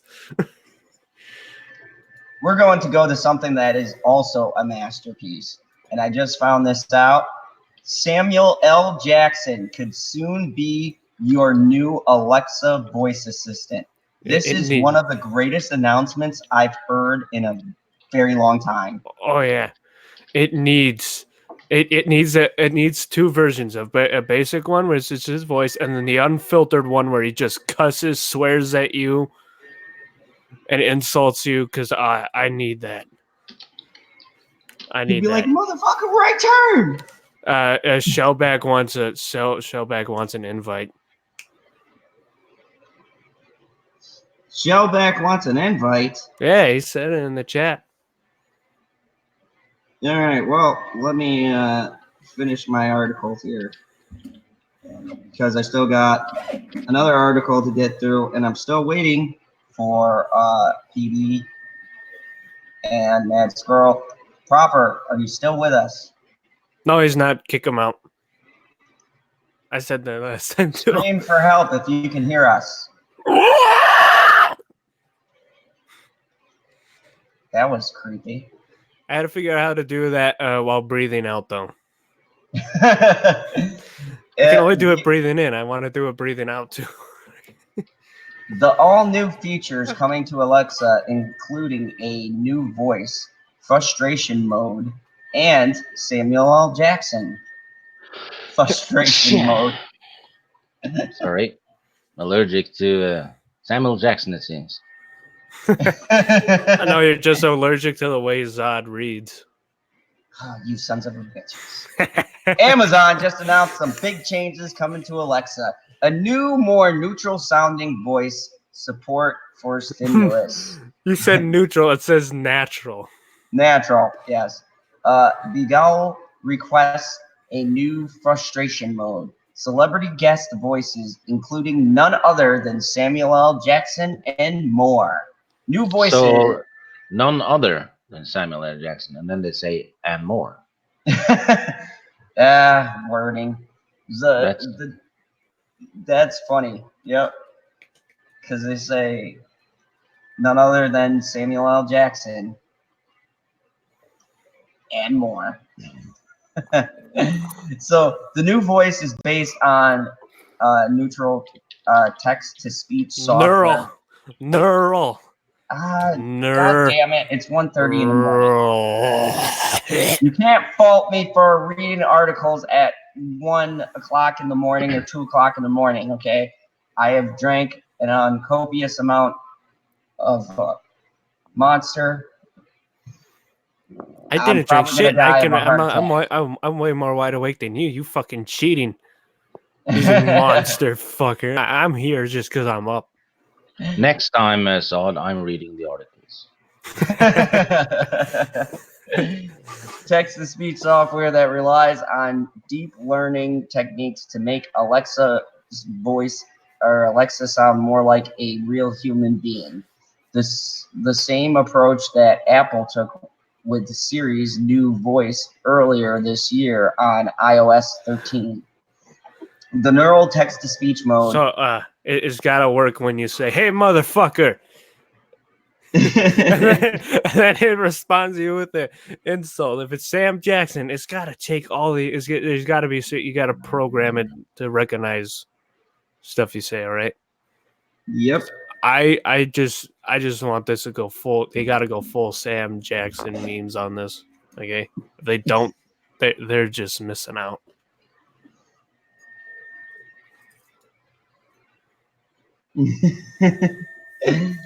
So that neural text-to-speech mode also allows Amazon to mimic real human voices like celebrities, which Amazon will be offering as alternative Alexa voices this year, starting with Samuel L. Jackson. And thanks to the new tech, unlike other celebrity voice integrations on Alexa, the new feature isn't relying on pre-recorded phrases. Amazon will be offering both explicit, and clean versions of Jackson's voice and launch later this year for a special price of 99 cents for anyone who purchases it in 2019, after which it'll cost $4.99. Amazon is also promising that more celebrities arrive next year too. There's also a new, oh my God, Inagle. Oh my goodness. Throw me a bone, someone. Multilingual. Thank you. Mode, Sorry, which I is looked designed away. for bilingual households to allow customers to talk to Alexa in either language they use. It'll start rolling out in the US with Spanish and English, in Canada with French and English, and in India with Hindi and English next month. So basically, Also- they're dubbing Samuel Jackson, Could you imagine? which means it's Samuel L. not Samuel Jackson at all. Could you imagine Samuel L. Jackson cursing in Spanish or French? That would be funny as shit. Yeah, you know, it actually struck me. I'm a multilingual illiterate. I can't read and write in several languages.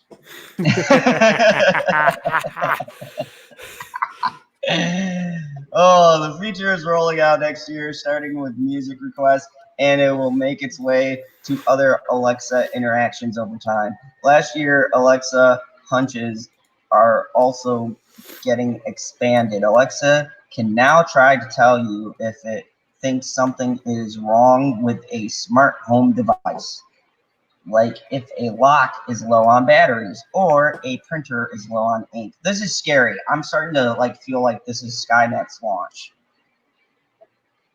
Amazon will also start suggesting Alexa routines through hunches based on actions you do repeatedly, like setting your alarm and asking for the weather every morning. Alexa Guard security feature will also work in the routines. See, this is sounding very much like Skynet. Amazon also announced It a is new fucking Skynet. Haven't you This guys is how it seen this with starts. all this fucking shit? It's all Skynet, except I think it'll start with Siri, because I think Siri will be the one that lashes out against humanity. Alexa communication for kids mode, which will let children talk to each other through Alexa. It's a Jesus Christ. Why am I blanking out on the word? Specifically, Yes, thank you. Specifically, waitlisted service. Parents have to turn it on and explicitly waitlist who kids can talk to. Parents on both ends have to agree, at which point the kids will be able to communicate.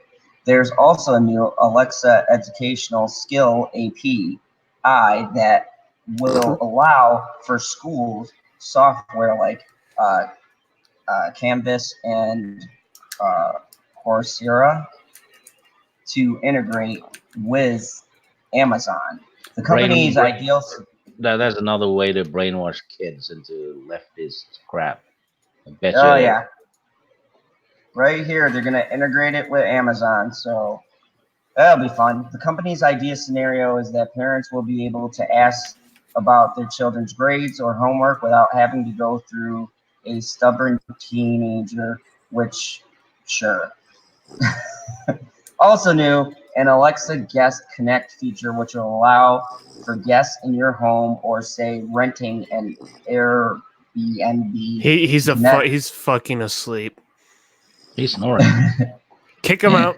Kick him out. Kick him out. Yeah. I'm sorry. I'm trying. I fucked that one up. I'm not going to try again. That's 2 days in a row, though. He fell There we asleep go. yesterday, too. You gotta stop falling asleep in the fucking chat. God So- damn it. To connect to your Alexa with their own Amazon account so that It's it like, can what access time is their it over Alexa there? Hold on. content.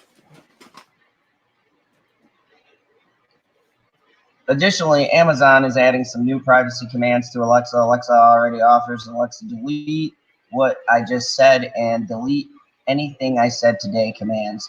And is starting today, customers will be able to opt into ongoing rolling deletion of recordings in 3 and 18-month intervals.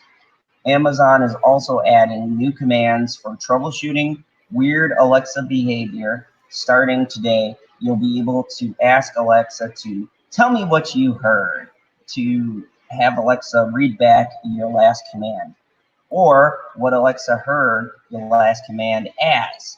And later this year, you'll be able to ask, why did you do that? To better figure out what caused anything on. The timetable for these releases is extremely varied. Some, like the new Alexa voice, will be available today, while others, like broader changes to make Alexa more emotive and expressive, wow, that's creepy, and are set to be released over the coming months and years. So, yeah, Alexa is taking over. That's scary. Yep. So, Time has Same. come. That's why we don't have to worry about climate change, children, because the robots will kill us first. I really don't care what happens next, because I know there's several scenarios where humanity will become extinct, and I don't care. I'm ready. It's humanity's time is up.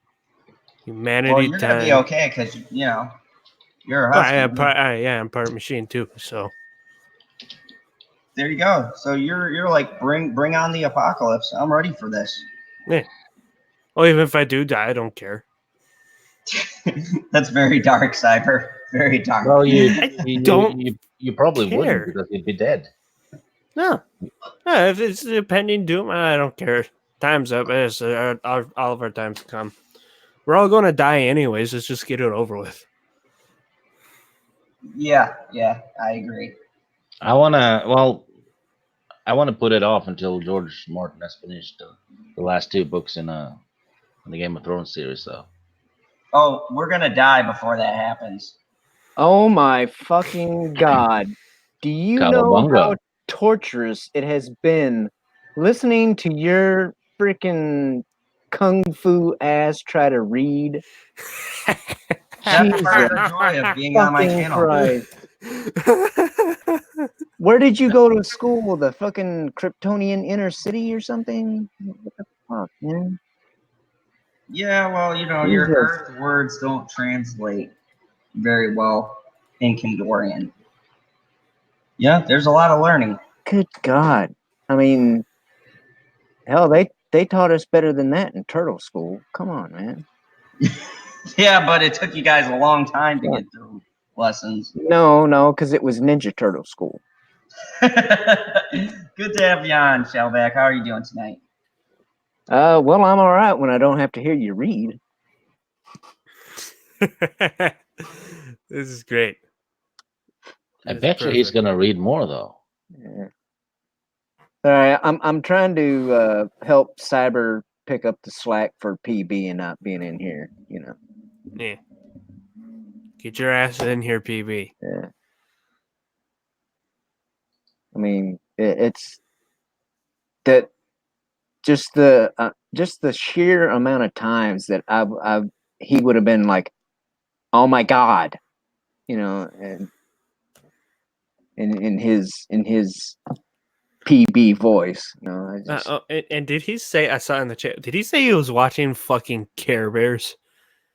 yeah. He must be high. What's wrong with the Care Bears? Don't talk shit about the Care Bears. Oh, we talked too much shit about Zod. We scared him away, guys. We're in control now. Yeah. Right? What do we want to do? Yeah, we have. That would make it a Scare Bear, wouldn't it? Yeah, we we have the power. I liked the Care Bears when I was a kid. They were fun. Yeah, it was, and it was good for everybody. Yeah. Boys and girls. Care Bears never did any harm. I watched fucking Teletubbies. Oh my God, no! And Craig no. Ferguson watched Teletubbies when he was on Dude. all the fucking drugs, and his stories are hilarious about that shit. Yeah. I'm sorry, but that whole like baby face thing in the sky or whatever with Teletubbies, that was just creepy. Okay. Yeah, that was effing creepy. Remember a show called The Popples? They were almost like Care Bears, but they could turn into balls and bounce around. Yeah, I don't know. It's not ringing any bells. I think I know the name, but it's a dumb name, and I don't want to say it. Cartoons. Yeah, they went into balls and they rolled around, right? Right? Yeah. Yeah, I think it was called Booba. Not sure. Think that was the name because it had a weird name. The Get Along Gang was fun. A bunch of humanoid animals living in a train cart in the woods. Well, in the same genre or whatever you want to say as Care Bears were, it was like like Strawberry Shortcake and Rainbow Bright and stuff like that. For us. How the hell did we get on Care Bears? It was PB. Is it? Yeah.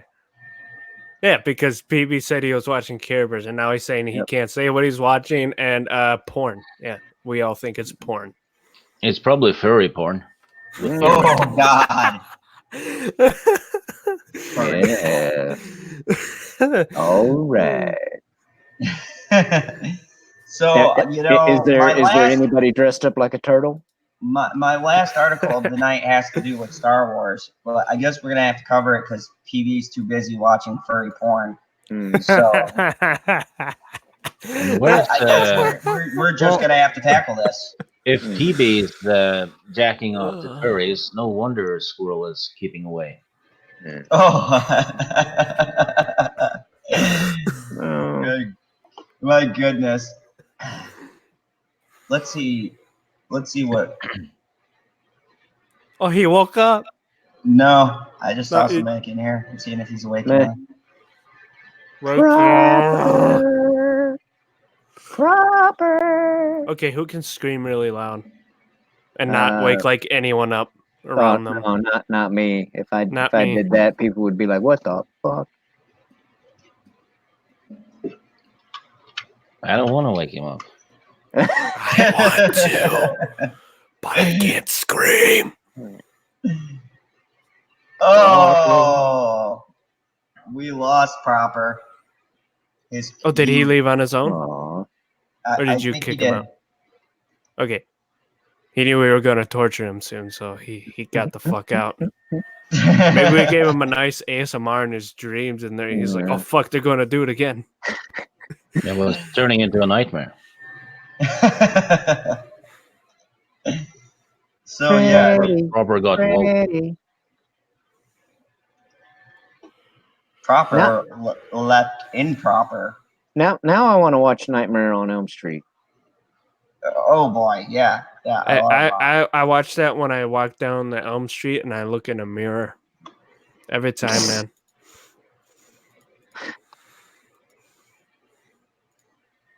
So, yeah, just waiting to cover this article. Waiting for PB to come in. Come in, PB. We are waiting for you. What? Why does he have to be here? Guys. He hasn't been here all this time. Oh, Well, I no, mean- no. If I go into something Star Wars related, Mhm. then It's like you summon PB. Yeah. Just do it. That's how we're going to summon him. Well, it's, Also, like he's saying engage the chat. you have yeah, a no, I read. You What? have- I went back through. All I saw was the turtle symbol, and I let him in. Let's see. Get your ass in here, cheesehead. With Well- your knockoff freaking laser sword. There we go. There you go. Now he'll have to come in here and insult me back. Or he'll just insult you in the chat. Yeah, but If you pop on, I'll tell you what kind of Oreos I like best, PB. Ooh, baiting with the Oreos. I like it. Are you a dunker, Stig? A dunker? What does that mean? Do you dunk your Oreos? Yeah. In what? Or who? yeah. In a glass of milk. What else? No, I'm not a dunker. Oh, so you don't dunk your Oreos. Mm. Sometimes I dunk and sometimes I don't. But Well, here we go. I'm starting an article. oh shit. Star Wars shocker. Marvel's Kevin Feige is developing a new movie for Disney. Two in the pink. I mean, what? So before we get started, what do you guys think of Kevin taking over the Star Wars side of things? Not It's sure. too- He hasn't shown anything yet. It's too late. And Kevin Feige is woke as hell. He was the one who wanted female Avengers. What do you think, Shellback? Man, I don't know. I mean, he ran a good ship for a while, but I don't know. I don't know how much of this what we've heard about coming down the pike in Marvel. I don't know how much of that is him, or how much of it is His replacement. is pressure. Page. Paycheck. That's why I don't believe a lot of bullshit from Hollywood and stuff, because 90% of it is from a paycheck. Yeah, and it says Kathleen Kennedy is pursuing a new era in Star Wars storytelling. And that's bullshit. It's probably not her call at all. What they're saying No, is Kathleen she Kennedy screwed has up. been fucking MIA. Yeah, she screwed up, and now they're trying to save it with Kevin Feige. So, Stig, that was amazing. You want to take this one? You want me to read it? Yeah, go ahead. It's a short one. Okay. I'll start with okay. To the surprise of no one, Kevin Feige is a huge Star Wars fan. It might surprise many, however, that the Marvel Studios chief is going to be developing a Star Wars movie as Lucasfilm president Kathleen Kennedy makes new plans for a wave of projects set in the universe, the Hollywood Reporter has learned. Feige has discussed a foray into the Star Wars universe in late summer meetings with Kennedy and studio chairman Alan Horn and Alan Bergman, sources say. In response to a query from THR, Walt Disney Studios co-chairman and chief creative officer Horn said, "We are excited about the project's Kathy and Lucasfilm team Yeah, Chiefs. are sorry. working on, not only in terms of Star Wars, but also Indiana Jones and reaching into other parts of the company, including Children of Blood and Bone with Emma Watts and Fox. Uh, with the close of the Skywalker saga, Kathy is pursuing a new era in Star Wars storytelling, and knowing what a diehard fan Kevin is, it made sense for these two extraordinary producers to work on a Star Wars film together. Yeah, it Did made they just sense say that because Kathleen Kennedy? well, she has So did some they, very good producer credentials. I'll have to give her that. But yeah. keep her the hell away from anything creative and kill her story group. Well, it literally kill them. Disclaimer, holy crap, Stig. Yeah, like this article has been making its rounds, and God, I'm late to covering this because reasons and things and other stories. But I had to talk about it because this shows how desperate they are to bring Star Wars back into the fold and to make things whole again. And the fan base, as I was talking about before, is so scared that they're just throwing anything against the wall at this point to try to save it. And I mean, this isn't even just conjunction. This is facts. Like Star Wars Conjuncture. Yeah, Yes. this is this is damage control with while trying to avoid admitting that they made mistakes. Exactly. And they still have yet to admit that they've made mistakes. Even though Solo is clear evidence of that. And you know what? It's going to be really interesting to see what this box office looks like. Like, I already know that this movie is going to make a lot of money, and there's no doubt about it. And I'm even going to call it's going to go into $1 billion at least. Oh, hey, real quick side note. All right, so I just to satisfy my curiosity because I've seen all the other Star Wars movies. I've been considering throwing a couple bucks at a red box and renting Solo. Don't do it. Well, it's just it's just out of curiosity. I mean, it's like, but the thing is, It's not a horrible movie. It's every just red box that I went to the other night didn't have a regular DVD. Okay,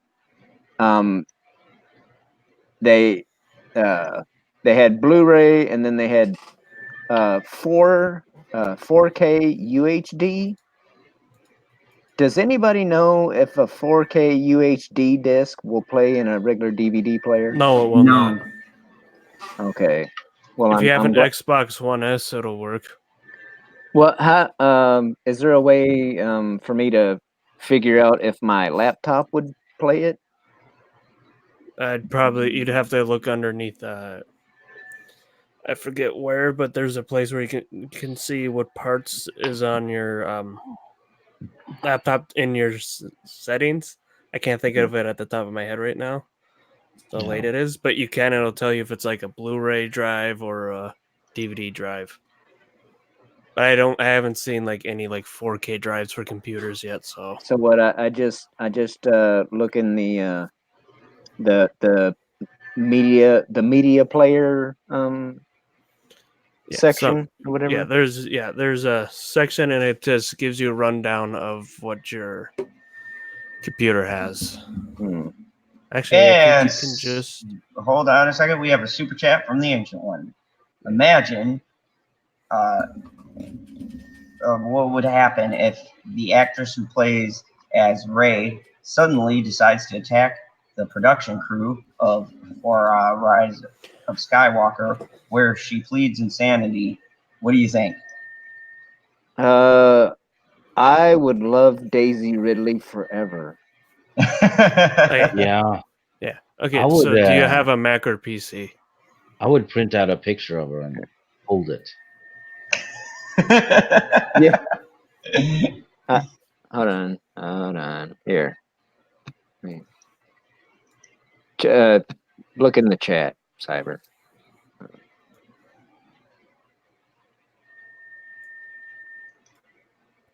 I'm looking in the chat. Which chat am I looking at? The private chat. Oh, okay, yeah. I'll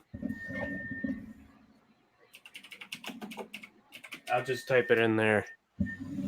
So if it's that, then you just got to look under this PC. Should be straightforward, right?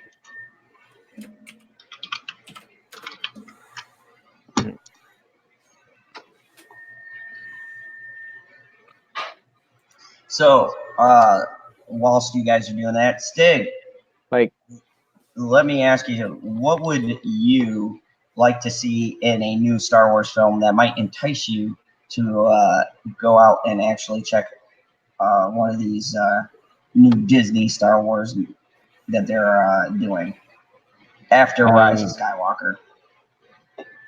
I'd like to see them just do an animated movie of Shadows of the Empire. That Buy would be the book. interesting. Yeah, just buy the book. Don't fuck with anything. Just tell the story as it was written. Shadows of the Empire was one of my favorite, actually. I loved it. I loved the game that preceded it. I thought that was a very good original tale. Yeah, and it fit perfectly in between 5 and 6. Yeah, I think they do a lot. I think they do a lot of good side stories. Like Rogue One wasn't bad. If they followed in the style of creating stories like that, I think that they would fare much better. It's what they should have done in the first place.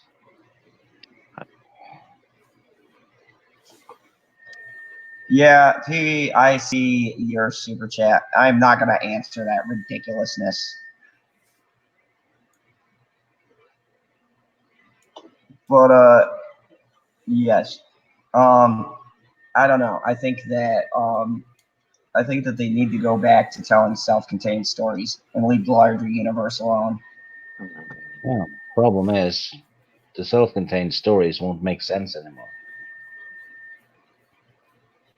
Yeah, maybe to people who follow them, but to a normal moviegoer, you could start something new. Star Wars is like a painting, and the lore and the universe is the framework. They've destroyed the lore and the framework, so the painting doesn't work anymore. It's just going to fall off. That is true. That is very true. They've at this point so damaged the foundation that it's hard for them. I mean, as far as the regular canon goes, the movie canon, we'll call it, they've so backtracked and just messed up everything about it that that's going to be damn near impossible to repair. I think they should stick with doing some self-contained stories for a while, or if they want to build this new sequel trilogy universe that they're trying to build, they should focus on the self-contained stories for that, because as it stands right now, the regular Star Wars lore is just fucked. Yeah, because all you have to do is touch someone and you can download their force skills, which makes every master in Star Wars history pointless, because the apprentice only needed to touch the person to download the skills.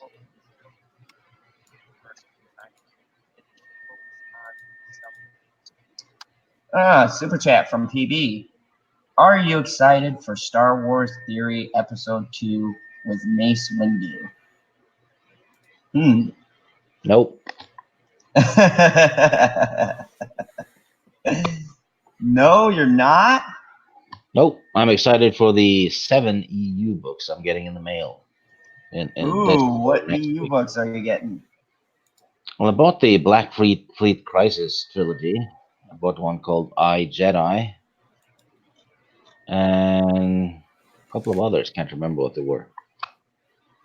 I'm trying to get the whole lot of them, and I think I'm missing about 40 or 50 books until I have all of them. Nice.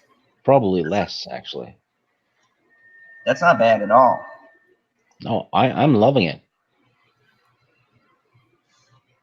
Well, Stig, I mean, we've seen your EU books or some of them, and you got quite a bit of awesome books there. All of them feels like Star Wars movies, which is what I'm looking for. Even the bad one still feels like a Star Wars movie. That's my mission too, Stig. Collect all of the books. All of the I had like Heir to the Empire and a couple of other, in the small paperback version back in the day. And but yeah, earlier this year, I'm like, you know what? I'm gonna go and try and find, at least in the little small paperback form, all of the original freaking EU stuff. No Legends banners. So Want a good tip though? If you buy Crucible, which was the last EU book, if you have that one, all of the books are listed chronologically at the front. I think I saw one that said Crucible on it, but it had a Legends banner. Yeah, that one will always have a Legends banner because it was released after Disney took over, I think. Oh. Well, then I guess I might have one with the Legends banner. Yeah. But no, but I wanna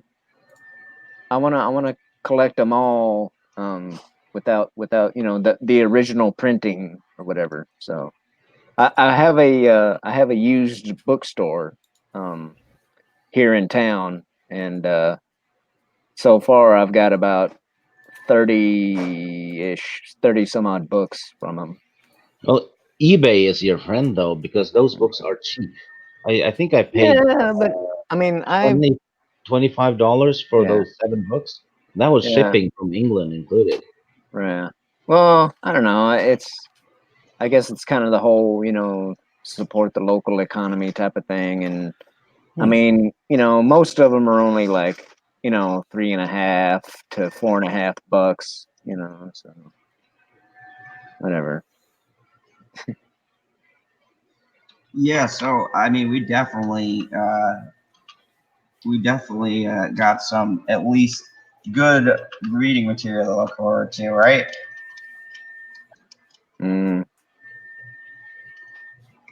Yeah.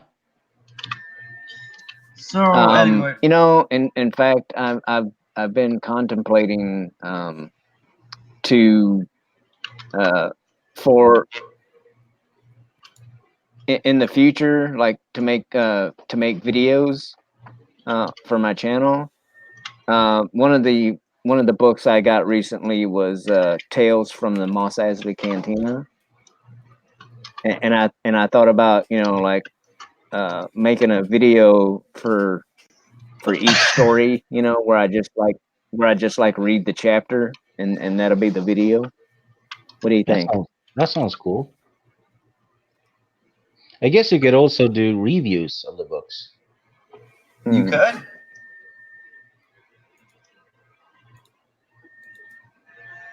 Shellback's EU library or something. Oh my, that would be interesting.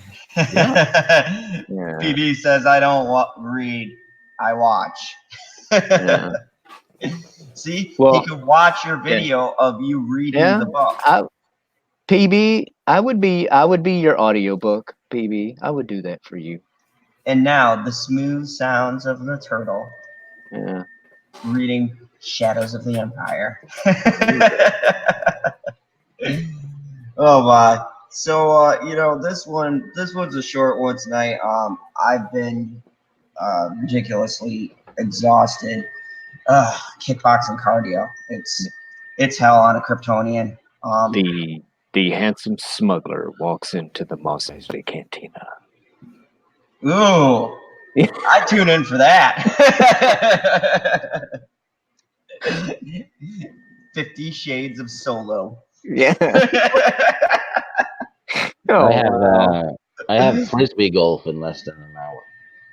I'm gonna be outside tossing a frisbee. Well, Oh, that's possibly climbing trees to fetch the frisbee, but looks like something Cyber could get in on. Yeah. Do you so do you take mulligans in frisbee golf? what's a mulligan? A do-over, basically. Yeah. Like you Uh, go, oh no, that shot sucked.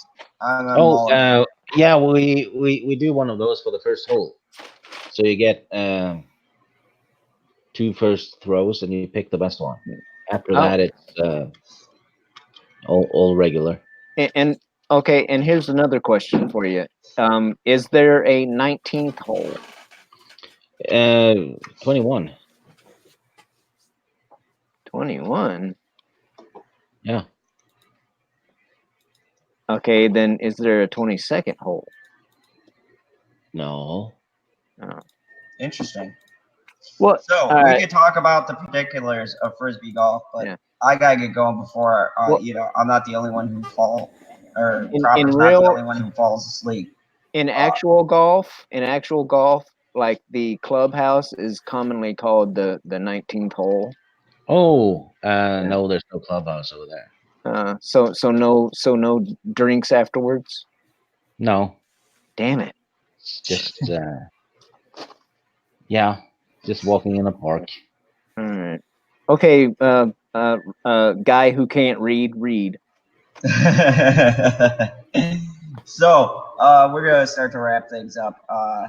I got some stuff I gotta do tomorrow. I'm extraordinarily tired, and thankfully there are no good movies that came out. So hopefully my late nights won't be as late, but probably I'll be starting it up about 12:30 or in that neighborhood, maybe 1. We'll see what the day brings. Anyways, I'm gonna go on the line. Cyber, are you still alive? Yes. Okay, good. You arrived for the plug. Cybernetic Husky, tell everyone where they can find your channel, what great content you have, and your awesome Gears 5 video coming. Yes. And- Yes. And can you sit up, roll over, and beg? No. Oh, damn it. All right. Cybernetic Husky. I do gaming and other bullshit. And I have a Gears 5 video coming out 7 Central tomorrow. You can find me at the link I threw in the chat. Nice. Hey, well, we got a dude with a check mark in the chat as we're signing off, man. See that? Who is that? What? It's Kyle McGran. Welcome, Kyle. Welcome. We were actually wrapping things up, man. I know it's earlier than I normally wrap up at, but I'm exhausted. Is that like a quality check? You know, like they used to put on milk cartons back in the day, or Yeah, possibly. Let's say it is. oh, okay, cool. Milk. Does a body good. And of course, we have Shellback. Tell them about your channel and any great stuff you got coming out. Well, I'm in the midst of putting together a Rambo video. Ooh. And like I said, I'm toying with the idea of like making a series of videos with me reading chapters out of the Moss Eisley Cantina book. Yeah. You have quite a voice to do that. And for PB's benefit, someday I can't give you a specific day, but someday I will finish that parody song. Okay, just for PB. Oh, that sounds thrilling. Yeah. A lot of. Oh, and I may make a little video talking about our good friend Star Wars Explained, Oh, and yeah. how he's blocked everybody on Twitter. Yeah, he Yeah, had I've blocked heard me he's too. blocked everyone. I haven't checked for me, but no one ever really blocks me, except for a couple of infamous people. That was Yeah. because And bitchy unicorn.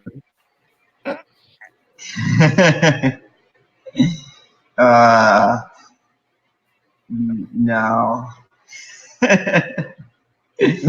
uh, I'll talk about that later.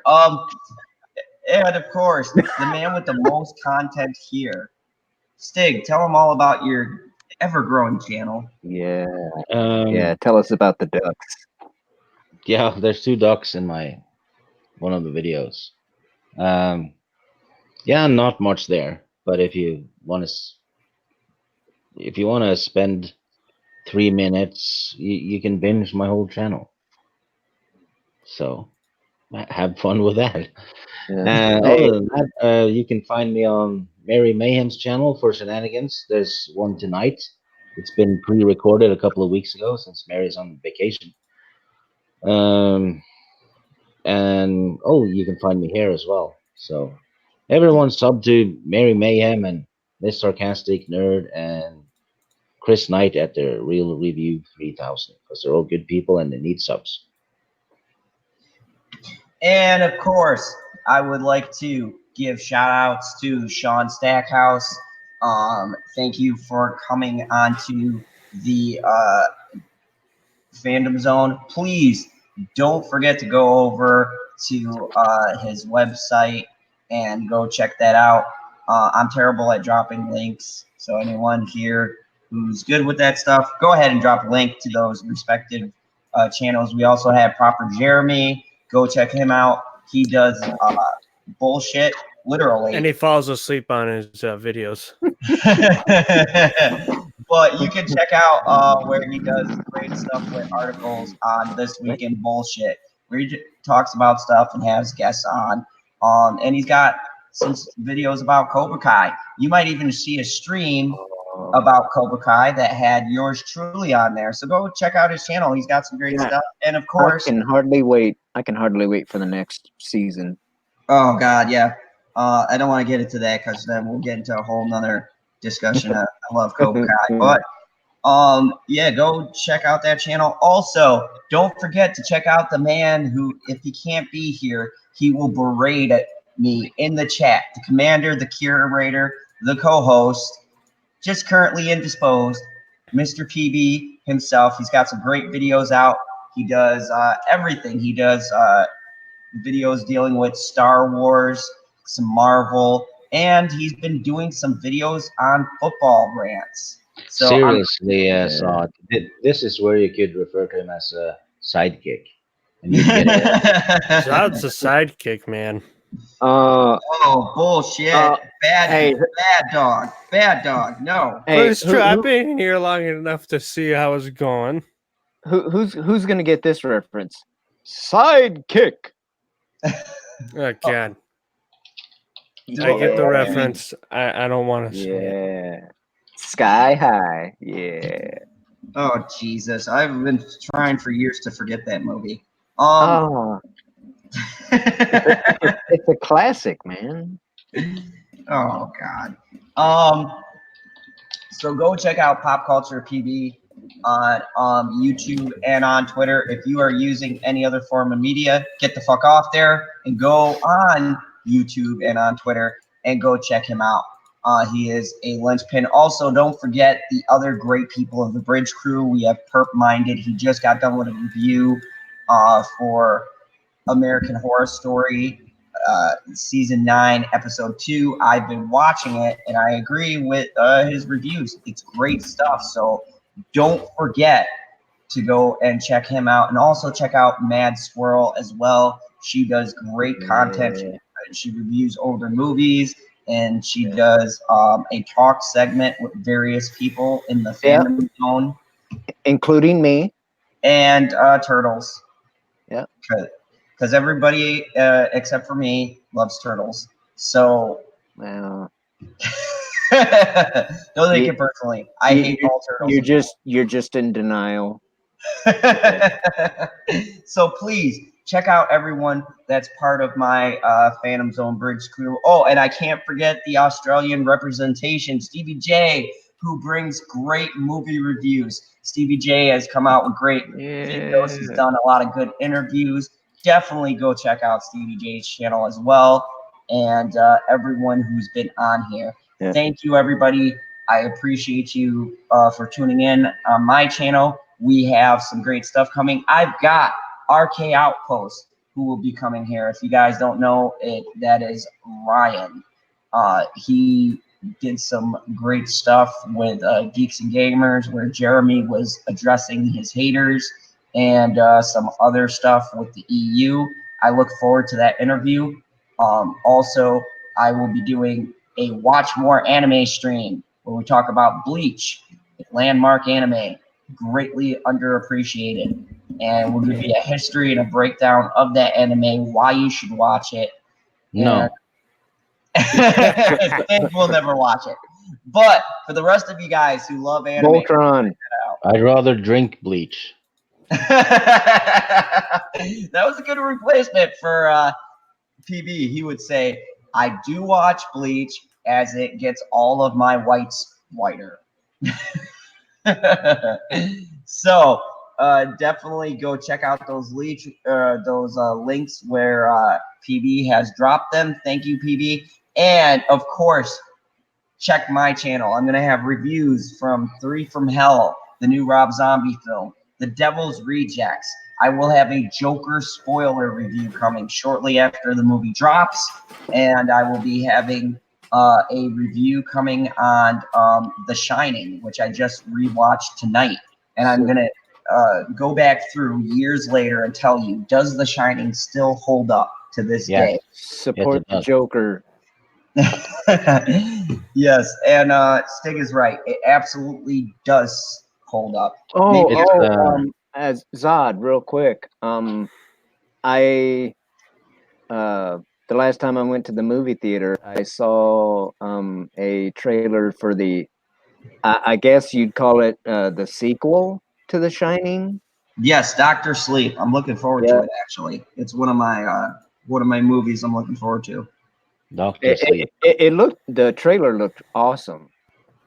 Yeah, and it's actually it's going to be closely followed. They're going to follow the book. Stephen King is working behind the scenes as like an executive producer. I've loved every Stephen King movie I think I've ever seen. Yeah, that's a fair point. I mean, there's a couple of them I can take or leave, but for the most part, yeah, Stephen King is pretty.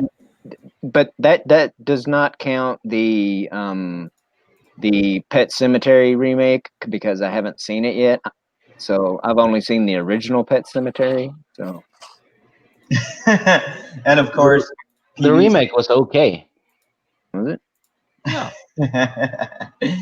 So, anyways, thank you everybody for stopping by, and we'll see you tomorrow for the late edition of Phantom Zone, where you never know who's gonna pop by. We had Sean Stackhouse and Proper and Husky holding it down in the beginning. We got joined by Stig. We had a turtle invade the stream. So you never know. Turtle representation. Anyways, Power. remember the only rule here in the Phantom Zone: No, kneel. never, Zah. never, and go Can't. Kansas City Chiefs.